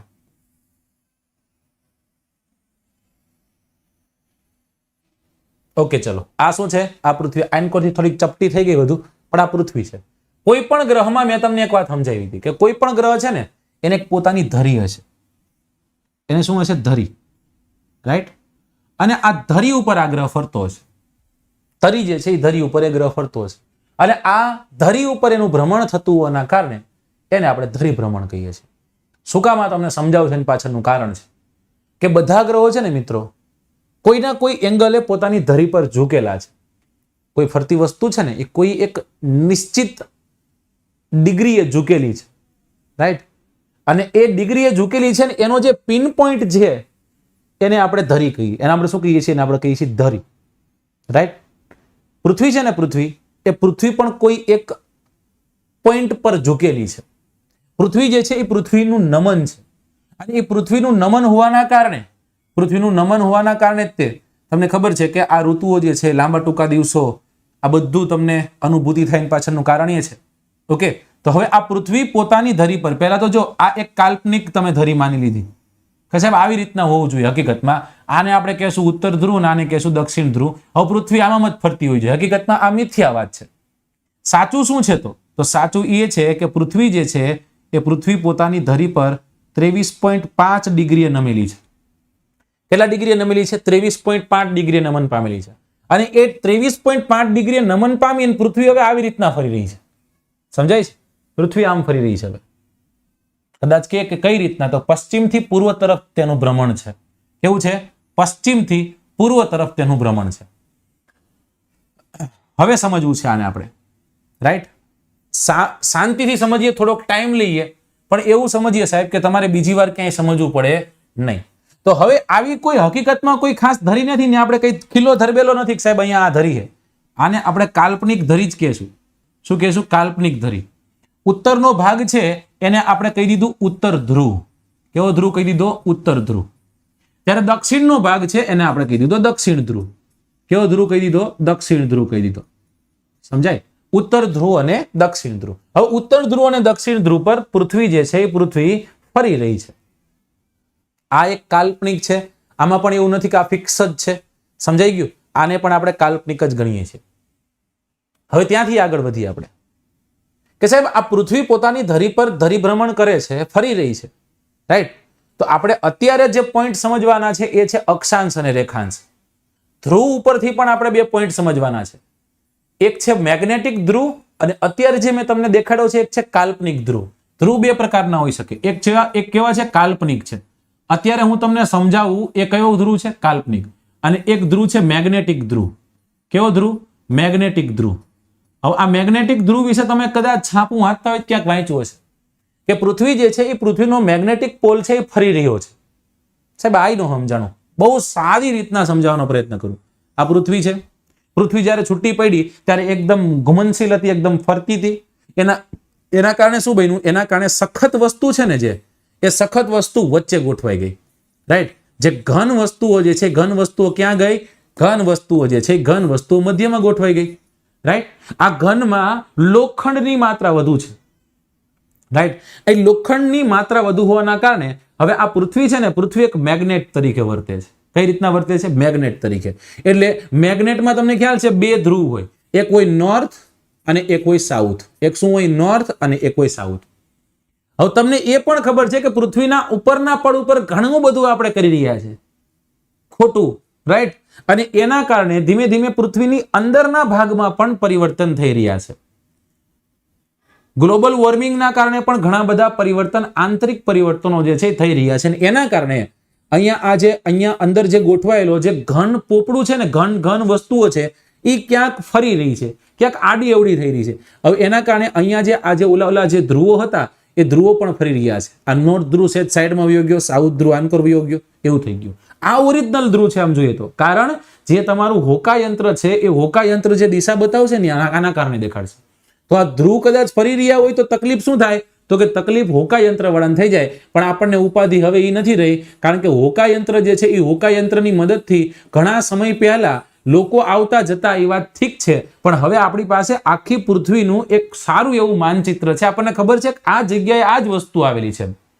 એટલે કોઈ બહુ મોટા ચેન્જીસ છે નહીં, અથવા તો ડરવાની વાત નથી. કોઈ મેડીમાને કે માતાજીને કે કોઈ શ્રીફળ માનવાનું નથી, અને કોઈ ઉપાધિ કરતા નહીં. તમને કાંઈ નથી થાય એમ તમે જબરદસ્ત જિંદાબાદ છો. એક છે ઉત્તર ધ્રુવ અને દક્ષિણ ધ્રુવ જે કાલ્પનિક છે.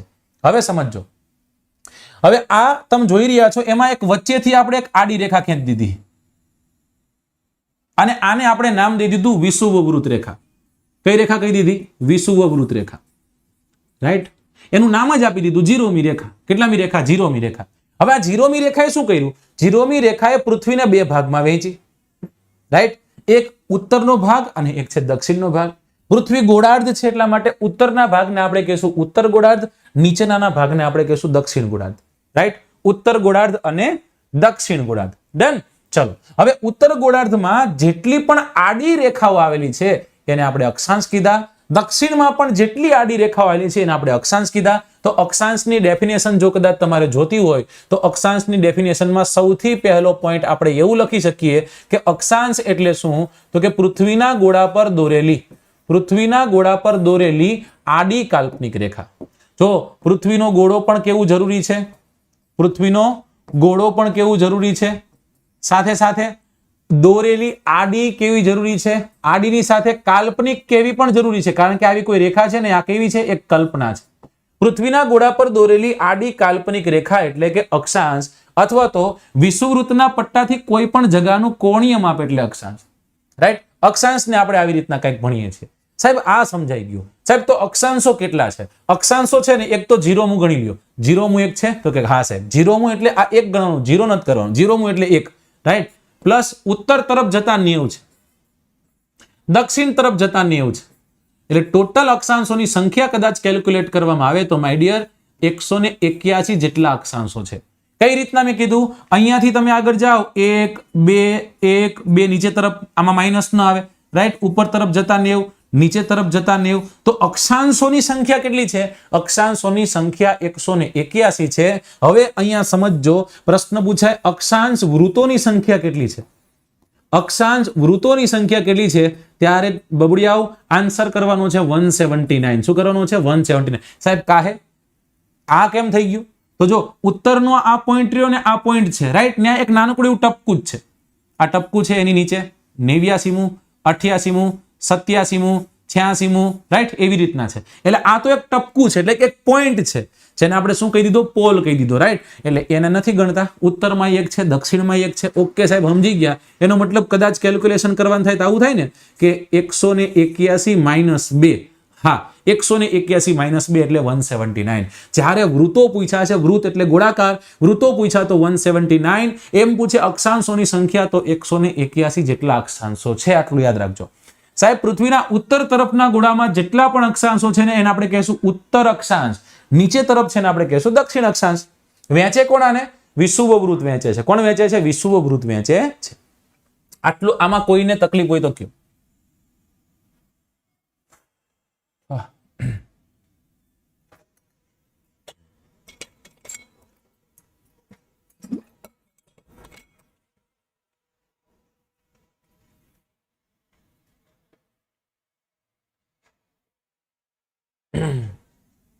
ચલો લાઈક કોમેન્ટ કરવાનું જેનું પણ બાકી રહી ગયું હોય એ જલ્દીથી કરી નાખજો.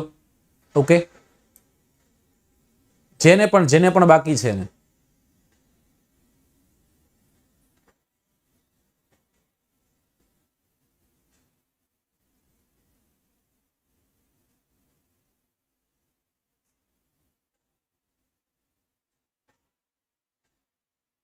ઓકે ચાલો તો વધીશું આગળ આપણે.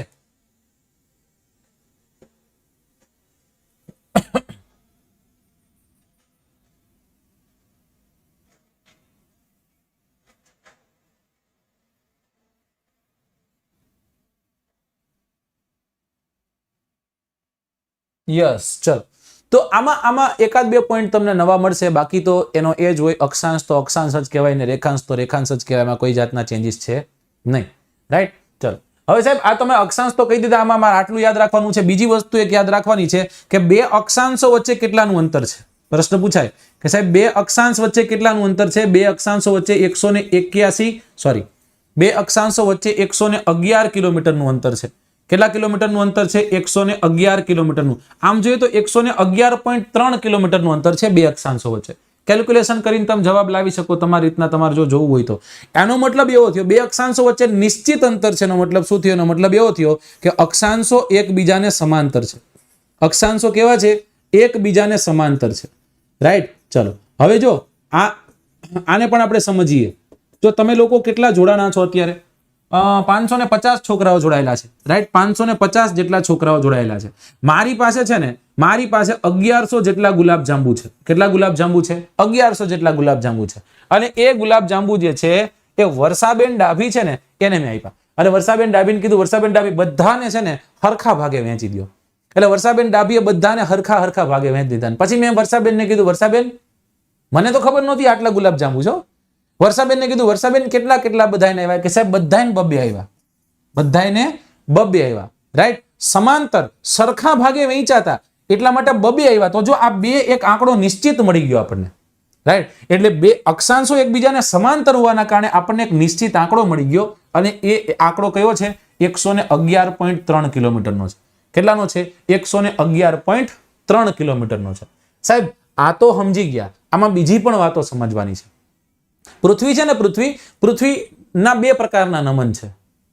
પૃથ્વીના બે પ્રકારના નમન છે.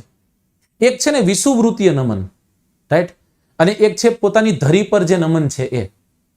વિષુવવૃત્તીય નમન જોઈએ અને ધરી પરનું નમન જોઈએ. અને એ નમનના આધારે પૃથ્વીમાં 23.5 ઉત્તરે એક રેખા ખેંચી દીધી આપણે. 23.5 ઉત્તરે એક રેખા ખેંચી દીધી. 23.5 ઉત્તરે ખેંચી તો દક્ષિણે કેમ નો ખેંચી પડે સાહેબ? હરખું જ છે બધું. તો 23.5 દક્ષિણે એક ખેંચી દીધી. રાઈટ, હવે એવી હજી પાછી બે રેખાઓ ખેંચી. એક રેખા ખેંચી 66.5 ઉત્તર અક્ષાંશે. બોલો જોઈએ હવે 66.5 દક્ષિણે ખેંચવી પડશે સાહેબ? ખેંચવી જ પડશે ને, ખોટું લાગી જાય ને. રાઈટ, હા ચલો, તો 66.5 દક્ષિણે પણ આપણે એક રેખા જે છે એ રેખા ખેંચી લીધી છે. અને હવે આપણે એને પૂછવા જવાનું છે કે ભાઈ તમારા નામ શું છે? તમારા નામ શું છે? ઓકે, તો આ મેનારાણીને પૂછ્યું કે મેનારાણી તમારું નામ શું? મેનારાણીએ કીધું કે સાહેબ મારું નામ કર્કવૃત છે. મારું નામ શું છે? કર્કવૃત છે. રાઈટ, બીજા પણ મેનારાણીને પૂછ્યું તમે, કારણ કે તમે તો બે ચાર મેનારાણી પૂછી લ્યો છો. એટલે કર્કવૃત કીધું તો બીજું જે છે એ બીજી જગ્યાએ જેમ તમે પૂછ્યા તો એને કીધું કે સાહેબ મારું નામ મકરવૃત છે. મારું નામ શું છે? મકરવૃત છે. સમજાઈ ગયું? આનું બધું ફિક્સ થઈ ગયું એટલે તમે પૂછવા ગયા નહીં, છતાંય પણ તમે હરી કરી કે ભાઈ તમારું નામ શું છે? એટલે એમને કહી દીધું કે મારું નામ વિષુવવૃત છે. કયું વૃત છે? વિષુવવૃત છો. નજીક પણ ન આવાય. સૌથી વધુ ગરમી અહીંયા પડે, તડકો અહીંયા પડે, ભસ્મ કરી નાખો. રાઈટ, તો ઉપર તરફ 66.5 એક રેખા ખેંચી હતી, એને પૂછી નાખ્યું. પૂછવું જ છે પણ શું? એને આપણે પૂછતા નાખ્યું ભાઈ નામ શું? એને કીધું સાહેબ મારું નામ આર્કટિક સર્કલ છે. કયું સર્કલ છે? આર્કટિક સર્કલ છે. નીચે તરફ છે એને આપણે પૂછી નાખ્યું સાહેબ તમારું નામ હોવ તમે કહી દો ને. તો કે મારું નામ છે એન્ટાર્કટિક સર્કલ. કયું સર્કલ છે? Antarctic circle. સમજાઈ ગયો? તમારો પણ છતાંય ક્યાંય મેળ આવ્યો નહીં. સમજાય? તો જો 66.5 ઉત્તર અક્ષાંશ જ્યારે પણ પ્રશ્ન પૂછે કે 66.5 ઉત્તર અક્ષાંશે કયું વૃત્ત આવેલું છે, તમારે કહેવાનું છે આર્કટિક. એમ કે 66.5 દક્ષિણ અક્ષાંશે કયું વૃત્ત આવેલું, તમારે કહેવાનું છે કે એન્ટાર્કટિક. તમને એમ કે 23.5 ઉત્તર અક્ષાંશે કયું વૃત્ત આવેલું, તમારે કહેવાનું કર્કવૃત્ત. તમને એમ કે 23.5 દક્ષિણ અક્ષાંશે કયું વૃત્ત આવેલું, તમારે કહેવાનું છે મકરવૃત્ત. તો એક માત્ર વિષુવવૃત્ત જ તે નથી, આ તો ખાસ છે પણ બીજા પણ ખાસ છે. તો એ બધાને આપણે ભણવા જોઈએ, બધાને આપણે સમજવા જોઈએ.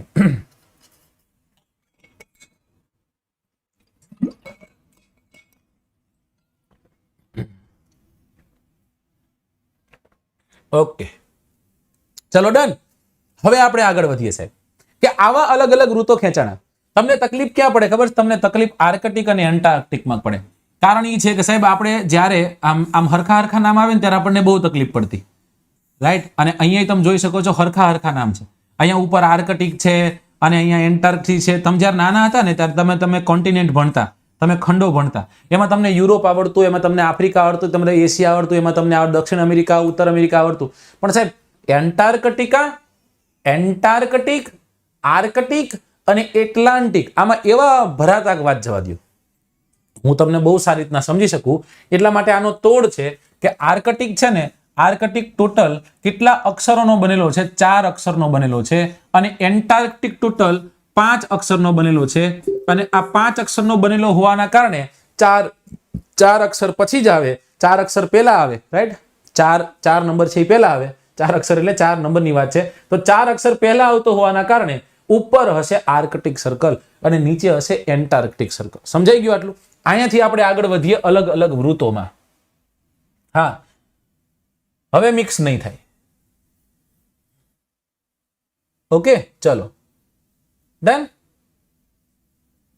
જો ઈશા ના પાડું તોય ચલો. ઓકે સાહેબ, આ તો આપણે વાત કરી અલગ અલગ જે વૃત્તો છે. રાઈટ, હવે આપણે શું વાત કરવાની છે? હવે આપણે વાત કરવાની છે કે સાહેબ આમાં તમારે અમને એટલું સમજાઈ દેવાનું છે કે આપણે આ પૃથ્વીમાં કેટલા કટિબદ્ધો અનુભવાય છે. રાઈટ, આ પ્રશ્ન પૂછાઈ ગયો છે ક્લાસ 3 માં. કેટલો સિમ્પલ એકદમ જબરદસ્ત પ્રશ્ન છે કે કેટલા કટિબંધો આવેલા છે પૃથ્વીમાં. તો પૃથ્વીમાં આવેલા કટિબંધોની સંખ્યા ટોટલ 3 છે. એક છે ઉષ્ણ કટિબંધ. કયું કટિબંધ? ઉષ્ણ કટિબંધ. ઉષ્ણ કટિબંધ કેવું હોય? નામ ઉપરથી ખબર પડી જાય, ગરમ જગ્યા, ગરમ વિસ્તાર, જે જગ્યાએ ગરમ વિસ્તાર છે તેવી, રાઈટ. એ કોઈ શીત કટિબંધ. કેવું કટિબંધ? શીત કટિબંધ એટલે ઠંડી જગ્યા. અને એ કોઈ સમશીતોષ્ણ કટિબંધ. કયું કટિબંધ? સમશીતોષ્ણ કટિબંધ. ઓકે, ચલો. તો આવા 3 મુખ્ય કટિબંધો જે છે એ કટિબંધો આપણને જોવા મળે છે. અને આ કટિબંધો કયા એ હવે આપણે સમજવાનો પ્રયત્ન કરીએ. આ પૃથ્વી છે, એ પૃથ્વીમાં સૌથી સીધા કિરણો જો કોઈ જગ્યાએ પડી શકતા હોય ને, તો મિત્રો યાદ રાખજો, એક જગ્યા અત્યારે હું ડ્રો કરું છું, એ જ જગ્યાએ પડે. એનથી આગળ ક્યારેય પૃથ્વીના કિરણો સૂર્યના કિરણો પૃથ્વીના કિરણો ન હોય, સૂર્યના કિરણો સીધા પડી શકશે નહીં. બાપ રે બાપ, ભૂલ કરી નાખી. ચલો, રાઈટ. આટલો ભાગ એટલે કે કર્કવૃતથી લઈ અને વિષુવવૃત્ત સુધીનો જે પટ્ટો છે એ આખા પટ્ટામાં, કર્કવૃતથી લઈ અને મકરવૃત્ત સુધીનો જે પટ્ટો છે એ પટ્ટામાં સૂર્યના કિરણો સીધા પડશે. એનાથી આગળ કોઈ પણ જગ્યાએ સૂર્યના કિરણો સીધા પડી શકશે નહીં. અને સૂર્યના કિરણો સીધા પડતા જ શું થાય? સૂર્યના કિરણો સીધા પડતા ટૂંકા પડતા કહેવાય. અને ટૂંકા પડતા જ શું થાય? તો કે લંબ પડતા કહેવાય. અને લંબ પડતા હોય તો શું કહેવાય? તો કે સાહેબ ત્યાં ગરમી વધુ હશે. ત્યાં શું હશે? ગરમી વધુ હશે. ગરમીને આપણે વૈજ્ઞાનિકની ભાષામાં ઉષ્ણતા કહીએ છીએ. અને એટલા માટે 23.5 થી 23.5 વચ્ચે જે કટિબંધ વર્તાય એને આપણે કહીએ છીએ ઉષ્ણ કટિબંધ. કયું કટિબંધ? ઉષ્ણ કટિબંધ. ઉષ્ણ કટિબંધ વરસાદ વધુ, ઉષ્ણ કટિબંધ જંગલો વધુ, ઉષ્ણ કટિબંધ ત્યાં રહેલી જૈવ વિવિધતાઓ વધુ, રાઈટ. વિષુવવૃત્તના પટ્ટાની આજુબાજુમાં ડેઈલી વરસાદ થાય પાછળનું કારણ એ ઉષ્ણ કટિબંધમાં આવેલું હોવાના કારણે. સમજાય? ત્યાંથી લબરીક ઉપર આવો, હાવ ઉપર વ્યા જાઉં હું તો કહું છું. અને એ છે 66.5 થી 66.5 સુધીનો ભાગ. ઉપર રીતે અને નીચે રીતે. હવે આ જગ્યા કેવી છે ખબર છે? આ જગ્યા એવી છે કે એ નમન પામેલી છે. જેના કારણે શું બને છે કે અહીંયા આ ઉત્તર ધ્રુવનો જે ભાગ છે, આર્કટિક થી ઉપરનો આખો ભાગ, એ ભાગમાં 6 મહિના દિવસ હશે તો અહીંયા નહીં હોય, અહીંયા હશે તો ઉપર નહીં. હમણાં તમને કોન્સેપ્ટ સમજાવું છું. એટલે આ ભાગ દૂર હોવાના કારણે અથવા તો અહીંયા કિરણો જે છે એ લાંબા પડતા હોવાના કારણે અહીંયા આપણને ઠંડી વધુ અનુભવાય. એટલે એને આપણે શીત કટિબંધ કહીએ છીએ. ક્યાંથી ક્યાં સુધી? 66.5 થી ઉત્તર ધ્રુવ, 66.5 થી દક્ષિણ ધ્રુવ, આ પટ્ટામાં ઠંડી વધુ અનુભવાય છે એટલે શીત કટિબંધ. હવે વૈધો કયો ભાગ સાહેબ? વૈધો આ એક જ ભાગ વૈધો છે. આ ભાગ જ વૈધો છે, બે કોર. હવે આ જે ભાગ વૈધો છે એ ભાગને ઉપાડ લ્યો અને એ જગ્યાએ જે કટિબંધ અનુભવાય છે એને આપણે કહીએ છીએ સમશીતોષ્ણ કટિબંધ. કયું કટિબંધ કહીએ છીએ? સમશીતોષ્ણ. સમશીત, સમઉષ્ણ, થોડું ઠંડુ થોડું ગરમ એવું, રાઈટ. સવારના 6 વાગ્યા હું તમને એમ કહું તમારે લેક્ચર ભરવાનું, પણ નાઈને 5 વાગે જાગવું પડે ને. અને એમાંય શિયાળો હોય તો તમે જેવા અંદર બાથરૂમમાં જાઓ એટલે ટેપ વોટર ઓન કરો, તમે તમારા નળમાં પાણી કાઢો, પાણી કેવું હોય? ઠંડુ હોય. હાથે ન નાખાય આપણને એમ થાય. પણ છતાંય તમને નાવાનું તો કીધું જ. તમે તમારા મમ્મીને કે મમ્મી ગરમ પાણી કરી દો એટલે ઉષ્ણ કટિબંધ તમારી પાસે આવે. શીત કટિબંધ હતું, ઉષ્ણ કટિબંધ આવે. તમે શું કર્યું? ભેગું કર્યું. અને ભેગું કર્યું તમારા શરીરને માફક આવે એવું કરી દીધું. હું ફાડું એટલે કે સમશીતોષ્ણ કરી દીધું. થોડુંક ઠંડુ અને થોડુંક ગરમ કરી દીધું. Is this clear to you? આનથી સિમ્પલ ન થઈ શકે. ચલો,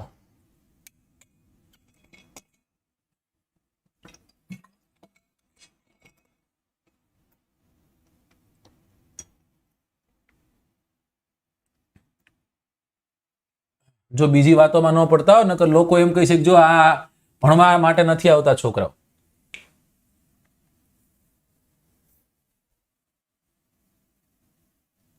તો કેટલું સરસ રીતના કેવું મસ્ત ડ્રોઈંગ કર્યું. ફોટો પાડી લ્યો હવે.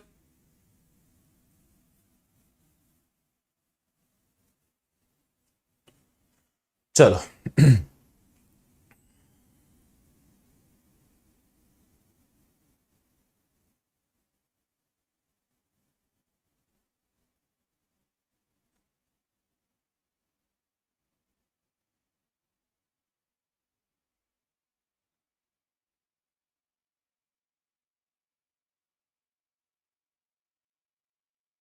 ડન. ઓકે, તો હવે અહીંયાથી આગળ વધીએ અને હવે આપણે શું ભણવું છે? હવે આપણે ભણવું છે એક બીજું વૃત્ત, રેખાંશ ભણીએ. શું ભણીએ? રેખાંશ ભણીએ. ઓકે, તો અક્ષાંશ કાકાને ખતમ કર્યા. હવે આપણે રેખાંશ કાકા તરફ આંટો મારવા જવો છે. હવે અહીંયા આપણે ભણીશું રેખાંશ. શું ભણીશું? રેખાંશ. તો એમાં સેમ સાહેબ, એમાં કઈ મોટી વાત નથી. પૃથ્વીના ગોળા પર દોરેલી ઊભી કાલ્પનિક રેખા એટલે રેખાંશ થઈ જશે. આડી કાલ્પનિક રેખાએ જો અક્ષાંશ થતું હોય તો ઊભી કાલ્પનિક રેખા એ રેખાંશ થાય. એમાં ત્રાસી બાંગી ક્યાંય આવે નહીં, રાઈટ. પૃથ્વીના ગોળા પર દોરેલી ઊભી કાલ્પનિક રેખાને આપણે રેખાંશ કહીએ છીએ. હવે રેખાંશોમાં એવું છે, જો અક્ષાંશ છે ને વર્તુળાકાર હતા, આમ થઈને જ્યાં ચાલુ થાય ત્યાં પાછા આવતા. અહીંયા એવું નથી. અહીંયા ઉત્તર ધ્રુવમાં ચાલુ થાય છે ને તો દક્ષિણ ધ્રુવમાં એને ખતમ થઈ જાય છે. હવે દક્ષિણ ધ્રુવમાં ખતમ ન થતા હોય ને સાહેબ, દક્ષિણ ધ્રુવમાં ખતમ ન થતા હોય, ઉત્તર ધ્રુવમાં પાછા જતા હોય ને તો એને આપણે વર્તુળાકાર કહીએ. હવે અહીંયા ખતમ થઈ જાય છે એટલે એને આપણે અર્ધ વર્તુળાકાર કહીએ છીએ. કેવા કહીએ છીએ? અર્ધ વર્તુળાકાર. ડન. આ કેવા થયા? અર્ધ વર્તુળાકાર. આ 1 નંબરનું છે, આ 2 નંબરનું છે, પેલા 0 નંબરનું, 1 નંબરનું, 2 નંબરનું, 3 નંબરનું થઈ ગયું, આ 4 નંબરનું થઈ ગયું, આ 5 નંબરનું થઈ ગયું. સમજાઈ ગયું નહીં? આ 1 નંબરનું થઈ ગયું, 2 નંબરનું થઈ ગયું. આવી રીતના આગળ જતા જતા જતા જતા રેખાંશો ખતમ ક્યાં થાય એ આપણે જોવાનું છે. તો ખતમ થાય છે એક ધ્રુવમાં જઈને. ઉત્તર તરફ જે ધ્રુવ છે ને આપણે કહીએ છીએ ઉત્તર ધ્રુવ, અને દક્ષિણ તરફ જે ધ્રુવ છે ને આપણે કહીએ છીએ દક્ષિણ ધ્રુવ. રાઈટ. તો સૌથી પહેલો પોઈન્ટ આપણે શું લખીશું? રેખાંશો જે છે એ રેખાંશો એટલે પૃથ્વીના ગોળા પર દોરેલી ઊભી કાલ્પનિક રેખા. પૃથ્વીના ગોળા પર દોરેલી. જો સાહેબ મને આવડે છે, આ ઘણા લોકો નહીં આવડે છે, છતાંય હું લખું છું ને, હું ફટાફટ નથી ભણાઈ દેતો. એની પાછળનું કારણ છે ઘણા લોકો નવા હશે અને તમને રિવિઝન થાય છે, સાથે સાથે જોતું જ જવાનું. પૃથ્વીના ગોળા પર દોરેલ આડી કાલ્પનિક રેખા, સોરી ઊભી કાલ્પનિક રેખા, ઊભી કાલ્પનિક રેખા, જેને આપણે શું કહીએ છીએ? જેને આપણે કહીએ છીએ રેખાંશ. ઓકે, ચલો. જેવી રીતના મેં તમને કીધું કે અક્ષાંશો છે એ અક્ષાંશોની સંખ્યા હતી કંઈક, એવી રીતના રેખાંશોની સંખ્યા છે. આ અડધા છે, ઓલા પૂરા હતા અને 181 હતા, ગુણ્યા 2 કરી નાખો સીધા. તમે કહેશો કે સાહેબ 382 જેટલા થાય. નહીં, આની ટોટલ સંખ્યા જે છે 362, સોરી, કેટલી થશે? 18 દુને 36, 360 થશે. કેટલી થશે? 360 થશે. કઈ રીતના હમણાં તમને સમજાવું. રેખાંશો એકબીજાને સમાંતર નથી. કારણ શું છે? વિષુવવૃત્તના પટ્ટા તરફ. કયા પટ્ટા તરફ? વિષુવવૃત્તના પટ્ટા તરફ. પટ્ટા તરફ બે રેખાંશો વચ્ચે અંતર મેક્સિમમ છે. બે રેખાંશ વચ્ચે અંતર મહત્તમ છે. કેવું છે? મહત્તમ છે. રાઈટ. જ્યારે ધ્રુવ પ્રદેશ તરફ જતા જતા એ ખતમ થતું જાય છે. ઓકે, તમને સમજાવો. અહીંયા ઉત્તર ધ્રુવ છે, અહીંયા દક્ષિણ ધ્રુવ છે, એક રેખાંશ છે, આ બીજું રેખાંશ. તમે જોઈ શકો છો વિષુવવૃત્તના પટ્ટા તરફ બે રેખાંશો વચ્ચે અંતર મોટું છે. તો વિષુવવૃત્તના પટ્ટા તરફ જતા અંતર વધતું જાય છે, ધ્રુવ તરફ જતા ઘટતું જાય છે, ધ્રુવ તરફથી વિષુવવૃત્ત તરફ આવતા વધતા જાય છે, આમ ઘટતું જાય છે, વધતા જાય છે, ઘટતું જાય છે. રાઈટ. આવા પણ તમને વિધાનમાં પ્રશ્ન પૂછી નાખે તો એ આપણે યાદ રાખવાનું છે. તો ઉત્તર ધ્રુવ અને દક્ષિણ ધ્રુવ કમ્પ્લીટ ખબર પડી ગઈ. આટલી વસ્તુ તો સાહેબ આમાંય છે ને, જેવી રીતના ઓલામાં આપણે કીધું હતું કે ભાઈ તું એક છો, બહુ મહત્વની છું તું. રાઈટ. તો આમાંય એક મહત્વની છે કોઈ. રાઈટ. અને એને કહી દીધું કે ભાઈ બધા વગર ચાલશે, તારા વગર નહીં, તું મહત્વની છો. અને એ કીધું કે સાહેબ કોણ? એને નામ દીધું 0, એને નામ દીધું 0. જેવી રીતના ઓલામાં 0 દીધું, આનું નામ દીધું 0. સમજાઈ ગયું? ચલો, અહીંયા સુધી તો હજી ઠીક છે. હવે આ 0 જ્યાં ખેંચાણીને એની પછી બે ભાગ પડ્યા પૃથ્વીના પાછા. આની કોરનો ભાગ થઈ ગયો પૂર્વ ગોળાર્ધ અને આની કોરનો ભાગ થઈ ગયો પશ્ચિમ ગોળાર્ધ. આ કયો ગોળાર્ધ થઈ ગયો? પૂર્વ. આ કયો થઈ ગયો? પશ્ચિમ ગોળાર્ધ. રાઈટ. હવે વિષુવવૃત્તના પટ્ટાએ તમને ખબર છે બે ભાગમાં વહેંચ્યો હતો, ઉત્તર ગોળાર્ધ અને દક્ષિણ ગોળાર્ધ. રાઈટ. એવી રીતના આ 0મું જે રેખાંશ છે એને બે ભાગમાં વહેંચ્યો, પૂર્વ અને પશ્ચિમ. અને જો ભારત અહીંયા આવેલું હોય તો ભારત પૃથ્વીના ઉત્તર પૂર્વ ગોળાર્ધમાં આવેલું છે. ભારત પૃથ્વીના ઉત્તર પૂર્વ ગોળાર્ધમાં આવેલો એક દેશ છે. આપણે આવી રીતના ભણતા હશું 7મા ધોરણની. તમે જો જીસીઆરટી પકડો, ભારતનો સ્થાન સીમા વિસ્તાર જો પેરી જ લાઈન આ તમને દીધી હોય. પણ આપણે તો રેખાંશની વાત કરવાની છે, આપણે આ કઈ વાત જ નથી કરવાની. તો રેખાંશમાં બીજું શું સમજવાનું છે? રેખાંશમાં મેં કીધું એમ કે આમાં પણ ઘણી બધી છે જે મહત્વની છે. એમાં એક તો મહત્વની હોય તે. રાઈટ. એમાં એક જિંદગીમાં જે મહત્વની હતી કઈ છે? એનું નામ છે જીએમટી. એનું નામ શું છે? જીએમટી. સાહેબ જીએમટી બોલે તો, જીએમટી બોલે તો ગ્રીનવિચ મીન ટાઈમ. શું છે આનું ફૂલ ફોર્મ? આનું ફૂલ ફોર્મ છે ગ્રીનવિચ મીન ટાઈમ. સમજાવું છું તમને. હો, ટેન્શન જરાય નહીં લેવાનું, ખાલી કહી દેવાનું સાહેબ શું ન સમજાણું. ગ્રીનવિચ મીન ટાઈમ કહીએ છીએ. 207 છોકરાઓ આ ન ચાલે, આ ન ચાલે સાહેબ. બધા એક વખત ફટાફટ પોતાના સ્ટેટસમાં નાખી દો. ચલો. અને જેને નથી નાખ્યું એને નગર હમણાં શ્રાપ દઉં છું. જો હવે આ ઓવર ટાઈમ છે, આપણી 1 કલાક પૂરી થઈ ગઈ છે. સમજાય? આ 1 કલાક ઉપરનું હવે હું ભણાઈ રહ્યો છું, કારણ કે હું એક્ઝેક્ટ 15 મિનિટ લેટ આવ્યો હતો. ઓકે, એટલા માટે હું તમને હવે જે કરાવી રહ્યો છું એક એક્સ્ટ્રા કરાવી રહ્યો છું. તમારી જવાબદારી છે, તમારી પણ જવાબદારી છે કે તમે એને મોકલી દો. હાય 506, 206 બોલાઈ ગયો લગભગ. હા 506 206 બોલાઈ ગયું એમ કહું છું. તો ગ્રીનવિચ મીન ટાઈમ એટલે શું? જો હું તમને એક વાત કહું, આમાંથી કોણ છે? આમાં દિવ્યાબેન આહિરની વાત કરીએ. દિવ્યાબેન આહિર છે ને, દિવ્યાબેન આહિરને કીધું દિવ્યાબેન એક કામ કરવાનું છે. શું? જો આપણે આ પૃથ્વી રહી ને, પૃથ્વી એ પૃથ્વી ભારત અહીંયા છે કે સાહેબ તો શું થઈ ગયું? આનકોરથી પ્રકાશ પડે છે એટલે અહીંયા દિવસ હોય, અહીંયા પાછળની જગ્યાએ પાછળના ભાગ તો કે સાહેબ રાત હોય, એટલે એટલી ખબર પડે જ ને પડછાયાના ભાગમાં રાત હોય. દિવ્યાબેન બધી વાત સાચી, પણ હું તમને એમ કહું છું કે અહીંયા બપોરના 12 વાગ્યા. દિવ્યાબેન કે તો 12 જ વાગ્યા હોય ને. પાછળ આફ્રિકા ખંડ છે, ત્યાં રાતના 4 વાગ્યા છે, તો એને આપણે શું કે? દિવ્યાબેન મેં કીધું ઉનાળો છે, આપણે એને કેરી વેચી આફ્રિકા વાળાને, અને આફ્રિકા વાળાએ કેરી લીધી આપણી પાસેથી, રાઈટ? મેં 1 લાખ ટન જેટલી કેરી વેચી ગોટલા સાથે, અને લોકો 1 લાખ ટન ખરીદી ગોટલા સાથે. પણ જયારે મેં એને ફેક્સ કર્યો ને, મેં એમ કીધું બપોરના 12 વાગે હું કેરી વેચું છું, એની પાસે જયારે ફેક્સ આવ્યો ને ત્યારે કીધું કે India is selling me mangoes, right? કે મને મેંગો સેલ કરી રહ્યા છે બપોરના 12 વાગે. પણ ન્યાનો ટાઈમિંગ તો 4. એ લોકોએ શું કર્યું, એના ટાઈમ ઉપર ચેકડો મારી દીધો. 12 વાગે નહીં કે અમે તો 4 વાગે લઈએ છીએ. કેટલા વાગે લઈએ છીએ? 4 વાગ્યા.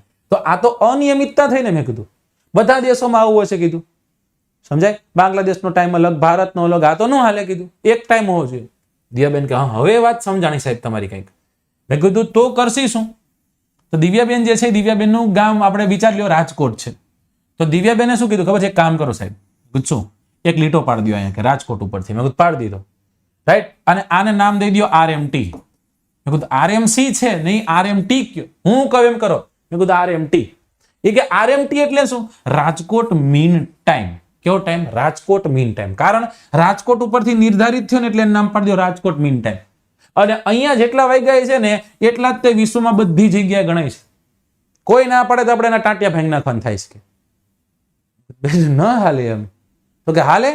બસ સાહેબ આવું જ કંઈક થયું હતું, રાઈટ? ગ્રીનવિચ જે છે એ ગ્રીનવિચ ખાતે આ બધી માથાકૂટો ચાલુ હતી, અને આ ગ્રીનવિચ લંડન નજીક આવેલું એક શહેર છે, અને ત્યાંથી જ નક્કી કરી દીધું 0મું રેખાંશ ખેંચ્યું છે, અહીંયાથી જ ખેંચ્યું છે, અને આને આપણે કહી દઈશું GMT. આને વિશ્વનો માનાંક સમય કહેવાશે. જ્યારે ઇન્ટરનેશનલ ટ્રેડ કરશો, જ્યારે તમે ક્યાંક યુગાન્ડા અને બોર્નિયાન, બોસ્ટિયાન જ્યાં જ્યાં ફરવા જતા હશો ત્યાં જશો, ત્યારે તમારે ગ્રીનવિચ મીન ટાઈમ પ્રમાણે જવું પડશે. કયા ટાઈમ પ્રમાણે જવું પડશે? Greenwich mean time. જ્યાંથી વિશ્વનો સમય નક્કી થાય. તરત તમને પ્રશ્ન થાય સાહેબ તો આપણો સમય હશે ને સાહેબ? મેરા ટાઈમ ભી આએગા. અને એ સમય જે છે આપણો સમય છે IST. આપણો સમય કયો છે? IST. હવે આપણે ભારતમાં એવું થયું, આ ભારત નામનો દેશ જે છે તમને બહુ સારી રીતના ખ્યાલ છે. આ ભારત નામના દેશમાં પણ તમે જાણો જ છો કે કોઈ જગ્યાએ સૂર્યોદય થાય છે, કોઈ જગ્યાએ સૂર્યોદય થાય છે, અને એ સૂર્યોદય જો કદાચ પશ્ચિમના કોઈ વિસ્તારમાં થાય તો એ સમય અંદાજિત 2 કલાક જેટલો લેવાઈ જતો હોય છે. કેટલો લેવાઈ જતો હોય છે? અંદાજિત 2 કલાક જેટલો લેવાઈ જતો હોય છે. ફોર એક્ઝામ્પલ, અહીંયા અરુણાચલનું વાલાંગુ નામનું ગામ છે, ત્યાં ભારતનો સૌથી પહેલો સૂર્યોદય થયો. અને અહીંયા ગુજરાતનું સિરક્રીક છે, આ સિરક્રીક ખાતે પણ સૂર્યોદય થયો. મિત્રો તમને નવાઈ લાગશે આ જાણીને કે આ બે વચ્ચે 2 કલાકનું અંતર છે. કેટલા કલાકનું અંતર છે? 2 કલાકનું અંતર છે. હવે એ પોઈન્ટ ઉપરથી અહીંયા પોઈન્ટ ઉપર આવીએ કે બે રેખાંશો વચ્ચે ઓલામાં જોયું હતું કિલોમીટર, આમાં જોઈએ છે 4 મિનિટનું અંતર છે.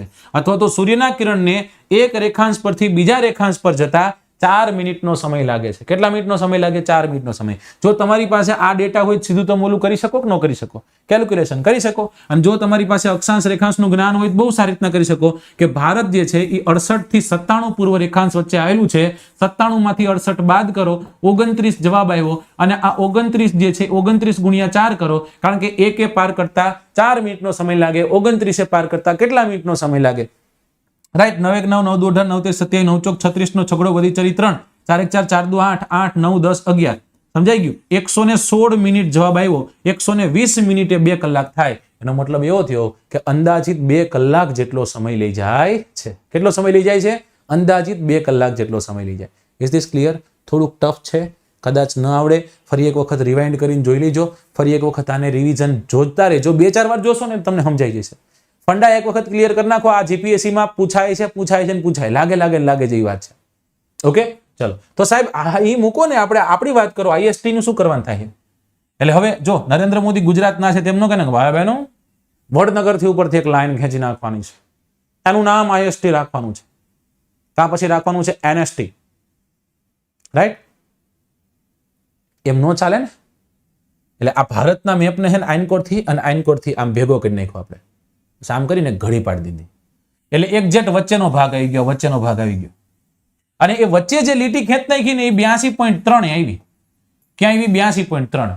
અને આ 82.3 નક્કી કરી નાખ્યું ભાઈ તું જ, તારા વગર કોઈ નહીં. IST, Indian standard time.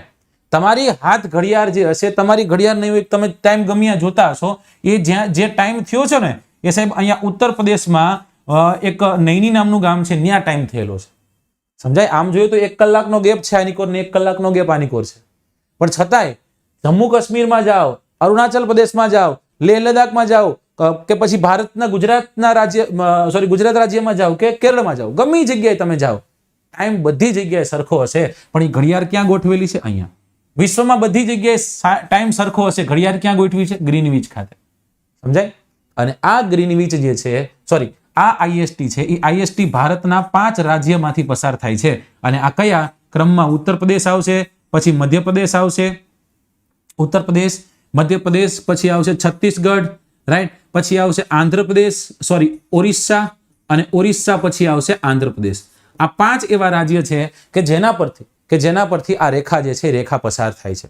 Okay, IST રેખા પસાર થાય. યુપી, MP, છત્તીસગઢ, ઓરિસ્સા અને આંધ્રપ્રદેશ, તો આવા રાજ્યોમાંથી પસાર થાય છે. આટલું કમ્પ્લીટ સમજાઈ ગયું કે નહીં?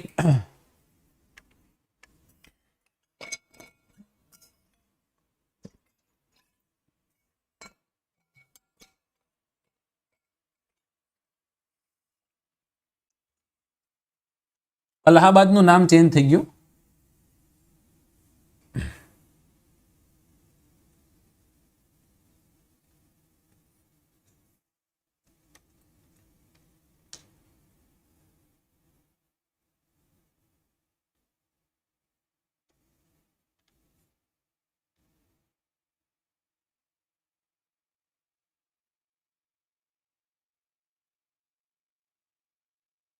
ચાલો, ડન.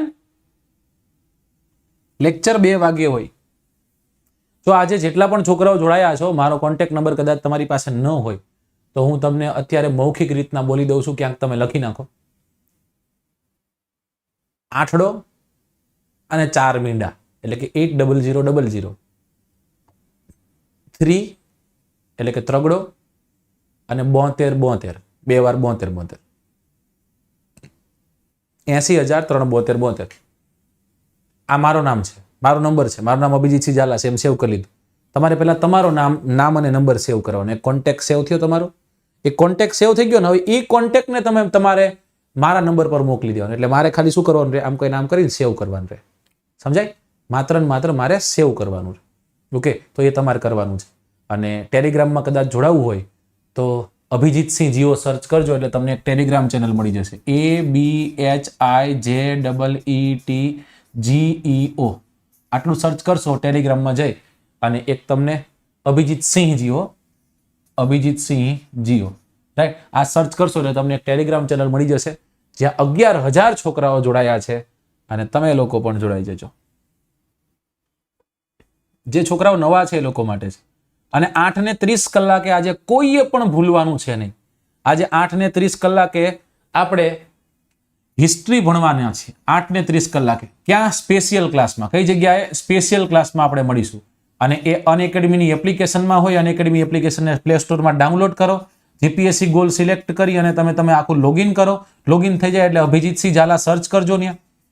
ત્યાં પણ અભિજીતસિંહ ઝાલા સર્ચ કરજો એટલે હું તમને મળી જઈશ. મને ફોલો કરી દેજો એટલે મારા બધા જ લેક્ચરની નોટિફિકેશન તમને ઓટોમેટિકલી ત્યાં મળતી થશે.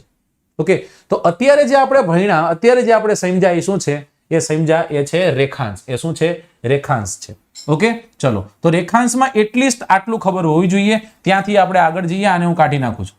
ઓકે, હવે આપણે IST ભણી નાખ્યું, પણ તમને પ્રશ્ન થયો કે સાહેબ એક ઉભા રહ્યો, એક મને એક નાનકડો પ્રશ્ન છે, એનો આન્સર આપી દો કે આ તો સમય નક્કી થયો, દિવસ ક્યાંથી નક્કી થાય? રાઈટ? તો તમારી વાત પણ સાચી છે. તો એ દિવસ જ્યાંથી નક્કી થાય એને આપણે કહીએ છીએ આઈડીએલ. શું કહીએ છીએ? આઈડીએલ, ઇન્ટરનેશનલ ડે લાઇન અથવા ડેટ લાઇન. રાઈટ? અને એ ઇન્ટરનેશનલ ડે લાઇન અથવા તો ડેટ લાઇન છે આ 82.5 નીકળે. ક્યાંથી નીકળે? 82.5 નીકળે. 82.3 કયો 5 કયો બે એક જ થાય, કારણ કે મિનિટ છે ને એ 60 ના ભાગમાં આવે એટલે 60 ના અડધા 30 થાય. સમજાઈ ગયું? એટલે 82.30 સાચું અને મિનિટનું અડધું કર્યું છે એટલે અડધું એટલે આપણે 0.5 લખીએ છીએ એટલે બે સાચું છે. રાઈટ? 82.1/2 છે અને 82.3 પણ સાચું છે. ત્યારે આ ગ્રીનવિચ મીન ટાઈમ જે છે એ 0 ડિગ્રી રેખાંશથી નીકળે છે. રાઈટ? જ્યારે આઈડીએલ છે એ 180 માં રેખાંશથી નીકળે છે. કેટલામાં રેખાંશથી નીકળે? 180 માં રેખાંશથી. આ એક એવી લાઈન છે જેને ઝિગઝેગ ખેંચવામાં આવી છે. કેવી ખેંચવામાં આવી છે? ઝિગઝેગ ખેંચવામાં આવેલી છે. એટલે કેવી રીતના? આવી રીતના કંઈક ખેંચી છે આમ. સમજાય? હવે તમે પ્રશ્ન પૂછો સાહેબ શું કામ આવી રીતના ખેંચવા પાછળનું કંઈક કારણ હોય છે એ તમે સમજાવો. હું તમને એમ કહું છું કે આજે આ ભારત હતો, આપણો ભારત હતો. રાઈટ? હવે ભારતમાં આપણે વચ્ચેથી એક રેખા ખેંચી દીધી ને કહી દીધું કે ભાઈ આ દિવસ રેખા છે. એનો મતલબ એવો થયો કે આની કોર ગુરુવાર છે. આની કોર કયો વાર છે? ગુરુવાર છે. આની કોર બુધવાર છે. આની કોર કયો વાર છે? બુધવાર. આવું ચાલે છે? કોઈ જગ્યાએ બુધવાર છે ને કોઈ જગ્યાએ ગુરુવાર છે, એવું ન ચાલે. અને એટલા માટે પાણી ઉપરથી ખેંચો, પાણીમાં કોઈનો હક નથી. રાઈટ? પાણી ઉપરથી ખેંચી દો, કોન્ટિનેન્ટ કોઈ આવો ન જોઈએ. એટલા માટે એવી જગ્યા ગોઈતી પણ એવી કોઈ જગ્યા ન મળી. કારણ કે ધારો કે અહીંયા રશિયા છે, અહીંયા અમેરિકા છે, તો રશિયાના કોઈ ટાપુઓ છે ને અહીંયા સુધી હતા, તો એવું જ નથી કરાતું ખેંચ નાખો તમ તાર કાંઈ વાંધો નહીં. તો રશિયામાં અહીંયા ગુરુવાર થયો છે ને અહીંયા બુધવાર થયો છે. અમેરિકાના કોઈ ટાપુ અહીંયા સુધી છે, તો અહીંયા સુધી કોઈ ટાપુ હોય તો શું થાય? તો હવે અમેરિકામાં એવું જ નથી થતું કે અહીંયા બુધવાર છે ને અહીંયા ગુરુવાર છે, એવું કરીએ નહીં. એટલા માટે રશિયાવાળા એમ કે એકદમ રાજકોટમાં અમારું ટ્રાફિક માં જે બધા હાંકતા હોય ને ગાડી, એવી રીતના કટ મારી નીકળી જાય, એવી રીતના કટ મારીને અહીંયાથી નીકળી ગઈ. તો ઝિગઝેગ ખેંચાયેલી એકમાત્ર રેખા જેને આપણે ઓળખીએ છીએ કેના નામે? જેને આપણે ઓળખીએ છીએ આઈડીએલ ના નામે. કેના નામે ઓળખીએ છીએ? આઈડીએલ ના નામે ઓળખીએ છીએ. ઓકે, ચલો આટલું કમ્પ્લીટ ને. અહીંયાથી આપણે આગળ વધીએ પછી. હા, જોલું નામ ને ટેલિગ્રામ ની આપી ને એટલે બધા આવી ગયા. એમને એમથી તો લેક્ચર ખતમ થઈ ગયો.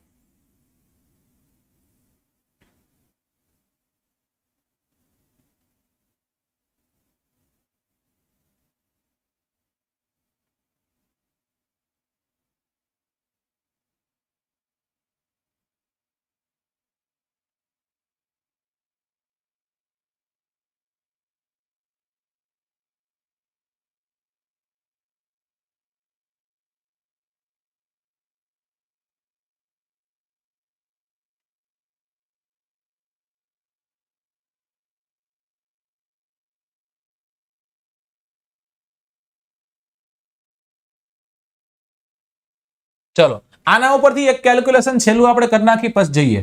સાહેબ આઈડીએલ જીએમટી ક્યાંથી ખેંચાતી હતી? જીએમટી ખેંચાણી હતી, જીએમટી જે છે એ ખેંચાણી હતી 0 ડિગ્રીએ. ભારતનો માનાંક, આપણે ભારતની વાત કરી બાકી મૂકી સાહેબ. ભારતનો માનાંક સમય ક્યાં હતો? 82.5 હતો. હવે એનો મતલબ એવો થયો ને કે ભારતમાં સૂર્યનું કિરણ પડ્યું એના થોડાક સમય પછી સૂર્યનું કિરણ જે છે એ લંડનમાં પડશે, તો આ સમય લઈ જશે. કેલ્ક્યુલેશન યાદ રાખવાનું કે 1 ને પાર કરતા 4 નો સમય લાગ્યા, 82.5 ને પાર કરતા કેટલાનો સમય લાગ્યા? 82.5 ગુણ્યા 4. રાઈટ? 82.5 ગુણ્યા 4. ઓકે, એટલે 2 પૂરા કરીને અહીંયા મૂકી દો. હવે 82 ગુણ્યા 4 નો જવાબ લાવો. 4 1 4 4 2 8, 4 2 8, 8 1 8 8 2 16, 8 3 24, 8 ચોક ને 32. રાઈટ? આ થઈ ગયા 32. આ 32 માં આ 2 એડ કરી દો એટલે કેટલા થયા? તો કે 330. આ 330 શેમાં જવાબ આવ્યો? મિનિટમાં આવ્યો. તો આને કલાકમાં કન્વર્ટ કરવા માટે શું કરવું પડશે? 330 ભાગ્યા 60. 6 1 6 6 2 12 6 6 6 6 55 30. 6 55 30. ઓકે, ઉપરથી કેટલા વધ્યા? 30 વધ્યા. પોઈન્ટ લગાડી દો કારણ કે ભાગ નથી ચાલે એમ. 6 1 6 6 2 12 6 18 6 6 6 55 30. 6 55 30 જવાબ આવી ગયો. કેટલી કલાક?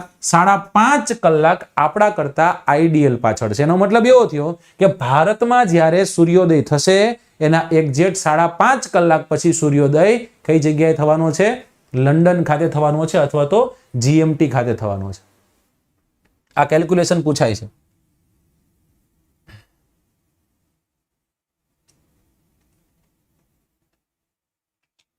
ચલો ઓકે, તો હવે તમને બધું બતાવું છું. અહીંયા જે આપણે ભણ્યા છીએ જ છે, જેમ કે અક્ષાંશ છે કે વિષુવવૃત્તિ, મેં જે કીધું એ જ છે. રાઈટ? મહત્વપૂર્ણ રેખાંશોની વાત કરી, અક્ષાંશોની વાત કરી આપણે કે અહીંયા નોર્થ પોલ છે જેને આપણે 90 ડિગ્રી કીધું. શું કીધું હતું? એને આપણે કીધું હતું 90 ડિગ્રી. આ છે 90 ડિગ્રી. નીચે પણ શું હતું? નીચે પણ હતું 90 ડિગ્રી. પૃથ્વી પોતાની ધરી પર કેટલી ડિગ્રીએ નમેલી છે? 23.5 ડિગ્રીએ નમેલી છે. કેટલી ડિગ્રીએ નમેલી છે? 23.5 ડિગ્રીએ નમેલી છે. રાઈટ? 66.5 ઉત્તર અક્ષાંશ જે છે એને આપણે શું કીધું? Arctic circle. 66.5 દક્ષિણ છે ને આપણે કીધું Antarctic circle. Right? Tropic of Capricorn અને ટ્રોપિક ઓફ કેન્સર. કેન્સર એટલે થશે કર્ક, રાઈટ, અને કેપ્રિકોનનો મતલબ શું થશે? કેપ્રિકોનનો મતલબ થશે મકર, અને ઇક્વેટરનો મતલબ થશે વિષુવવૃત્ત, જેને આપણે ભૂમધ્ય રેખા પણ કહીએ છીએ, જે ભૂમિની મધ્યમાં આવેલી છે. ક્યાં આવેલી છે?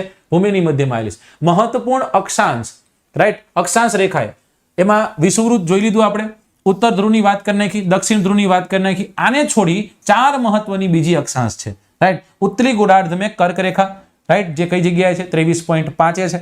ત્યારબાદ દક્ષિણ ગોળાર્ધમાં મકર રેખા, જે 23.5 છે. ત્યારબાદ છે વિષુવવૃત્ત, જે છે એ વિષુવવૃત્ત ની નીચે 66.5 જે છે, સોરી, ઉત્તર તરફ 66.5 અને નીચે તરફ 66.5, જે આપણે 2 અલગ અલગ રેખાઓ દીધી હતી, આર્કટિક અને એન્ટાર્કટિક, રાઈટ.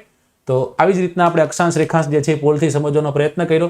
બાકી ઓલા જે ઝોન હતા એ પણ આપણે સમજીએ, રાઈટ. આને આપણે શું કહેશું? આને આપણે કહેશું ફ્રીઝ ઝોન. મતલબ શું થશે? આને આપણે કહેશું શીત કટિબદ્ધ, આને આપણે કહેશું સમશીતોષ્ણ કટિબદ્ધ. કયું કટિબદ્ધ? સમશીતોષ્ણ કટિબદ્ધ. અને આને આપણે કીધું તું કેવું? ટોરિડ ઝોન. મતલબ શું થશે? ઉષ્ણ કટિબદ્ધ. કયું કટિબદ્ધ? ઉષ્ણ કટિબદ્ધ, રાઈટ. આપણે નોર્થ ટેમ્પરેટ ઝોન થાય ને એટલે આપણને એમ થાય ટેમ્પરેટ ઝોન છે એનો મતલબ એવો થશે ટેમ્પરેચર એટલે કે ગરમીની વાત છે, તો એ ઉષ્ણ કટિબદ્ધ હશે. નહીં, ટેમ્પરેટ ઝોનનો મતલબ શું થાય? સમશીતોષ્ણ કટિબદ્ધ, રાઈટ. ઉત્તરી શીતોષ્ણ, શીતોષ્ણ કે ને તો એ સમશીતોષ્ણ કટિબદ્ધ થઈ ગયો, રાઈટ. ત્યારબાદ રેખાંશ જે છે, રેખાંશના સમયની આપણે વાત કરી હતી, ત્યાંથી આપણે આગળ ગયા. સમયની ગણતરી જે છે એ સમયની ગણતરી મેં તમને સમજાવી, બરાબર. ત્યારબાદ ગ્રીનવિચ રેખા વિશે વાત કરી, કઈ રીતના ચેન્જીસ થાય છે એ મેં તમને સમજાવ્યું. માનાક સમય રેખાની વાત કરી, જેમાં આપણે આપણી ભારતમાં જે રેખા છે એને આપણે જોઈ, ભારતીય મુખ્ય રેખાંશ છે, અને ભારતમાં સમય જે છે એ 82.30 થી પસાર થાય છે, જેને આપણે GMTની 5.5 કલાક જે છે એના 5.5 કલાક આગળ છે, અને 1 ડિગ્રીએ 4 મિનિટ થાય. કેટલા મિનિટ થાય? 4 મિનિટ. એ પણ આપણે જોયું, રાઈટ. ચલો, તો 82.5 ડિગ્રીએ 320 મિનિટ જેટલો સમય થાય, 5 કલાક ને 30 મિનિટ જેટલો સમય લાગે છે. તેથી લંડનમાં જ્યારે બપોરના 2 વાગ્યા હશે તો ભારતમાં સાંજના 7:30 થયા હશે. શું થયા હશે? સાંજના 7:30 થયા હશે. When we will meet next time.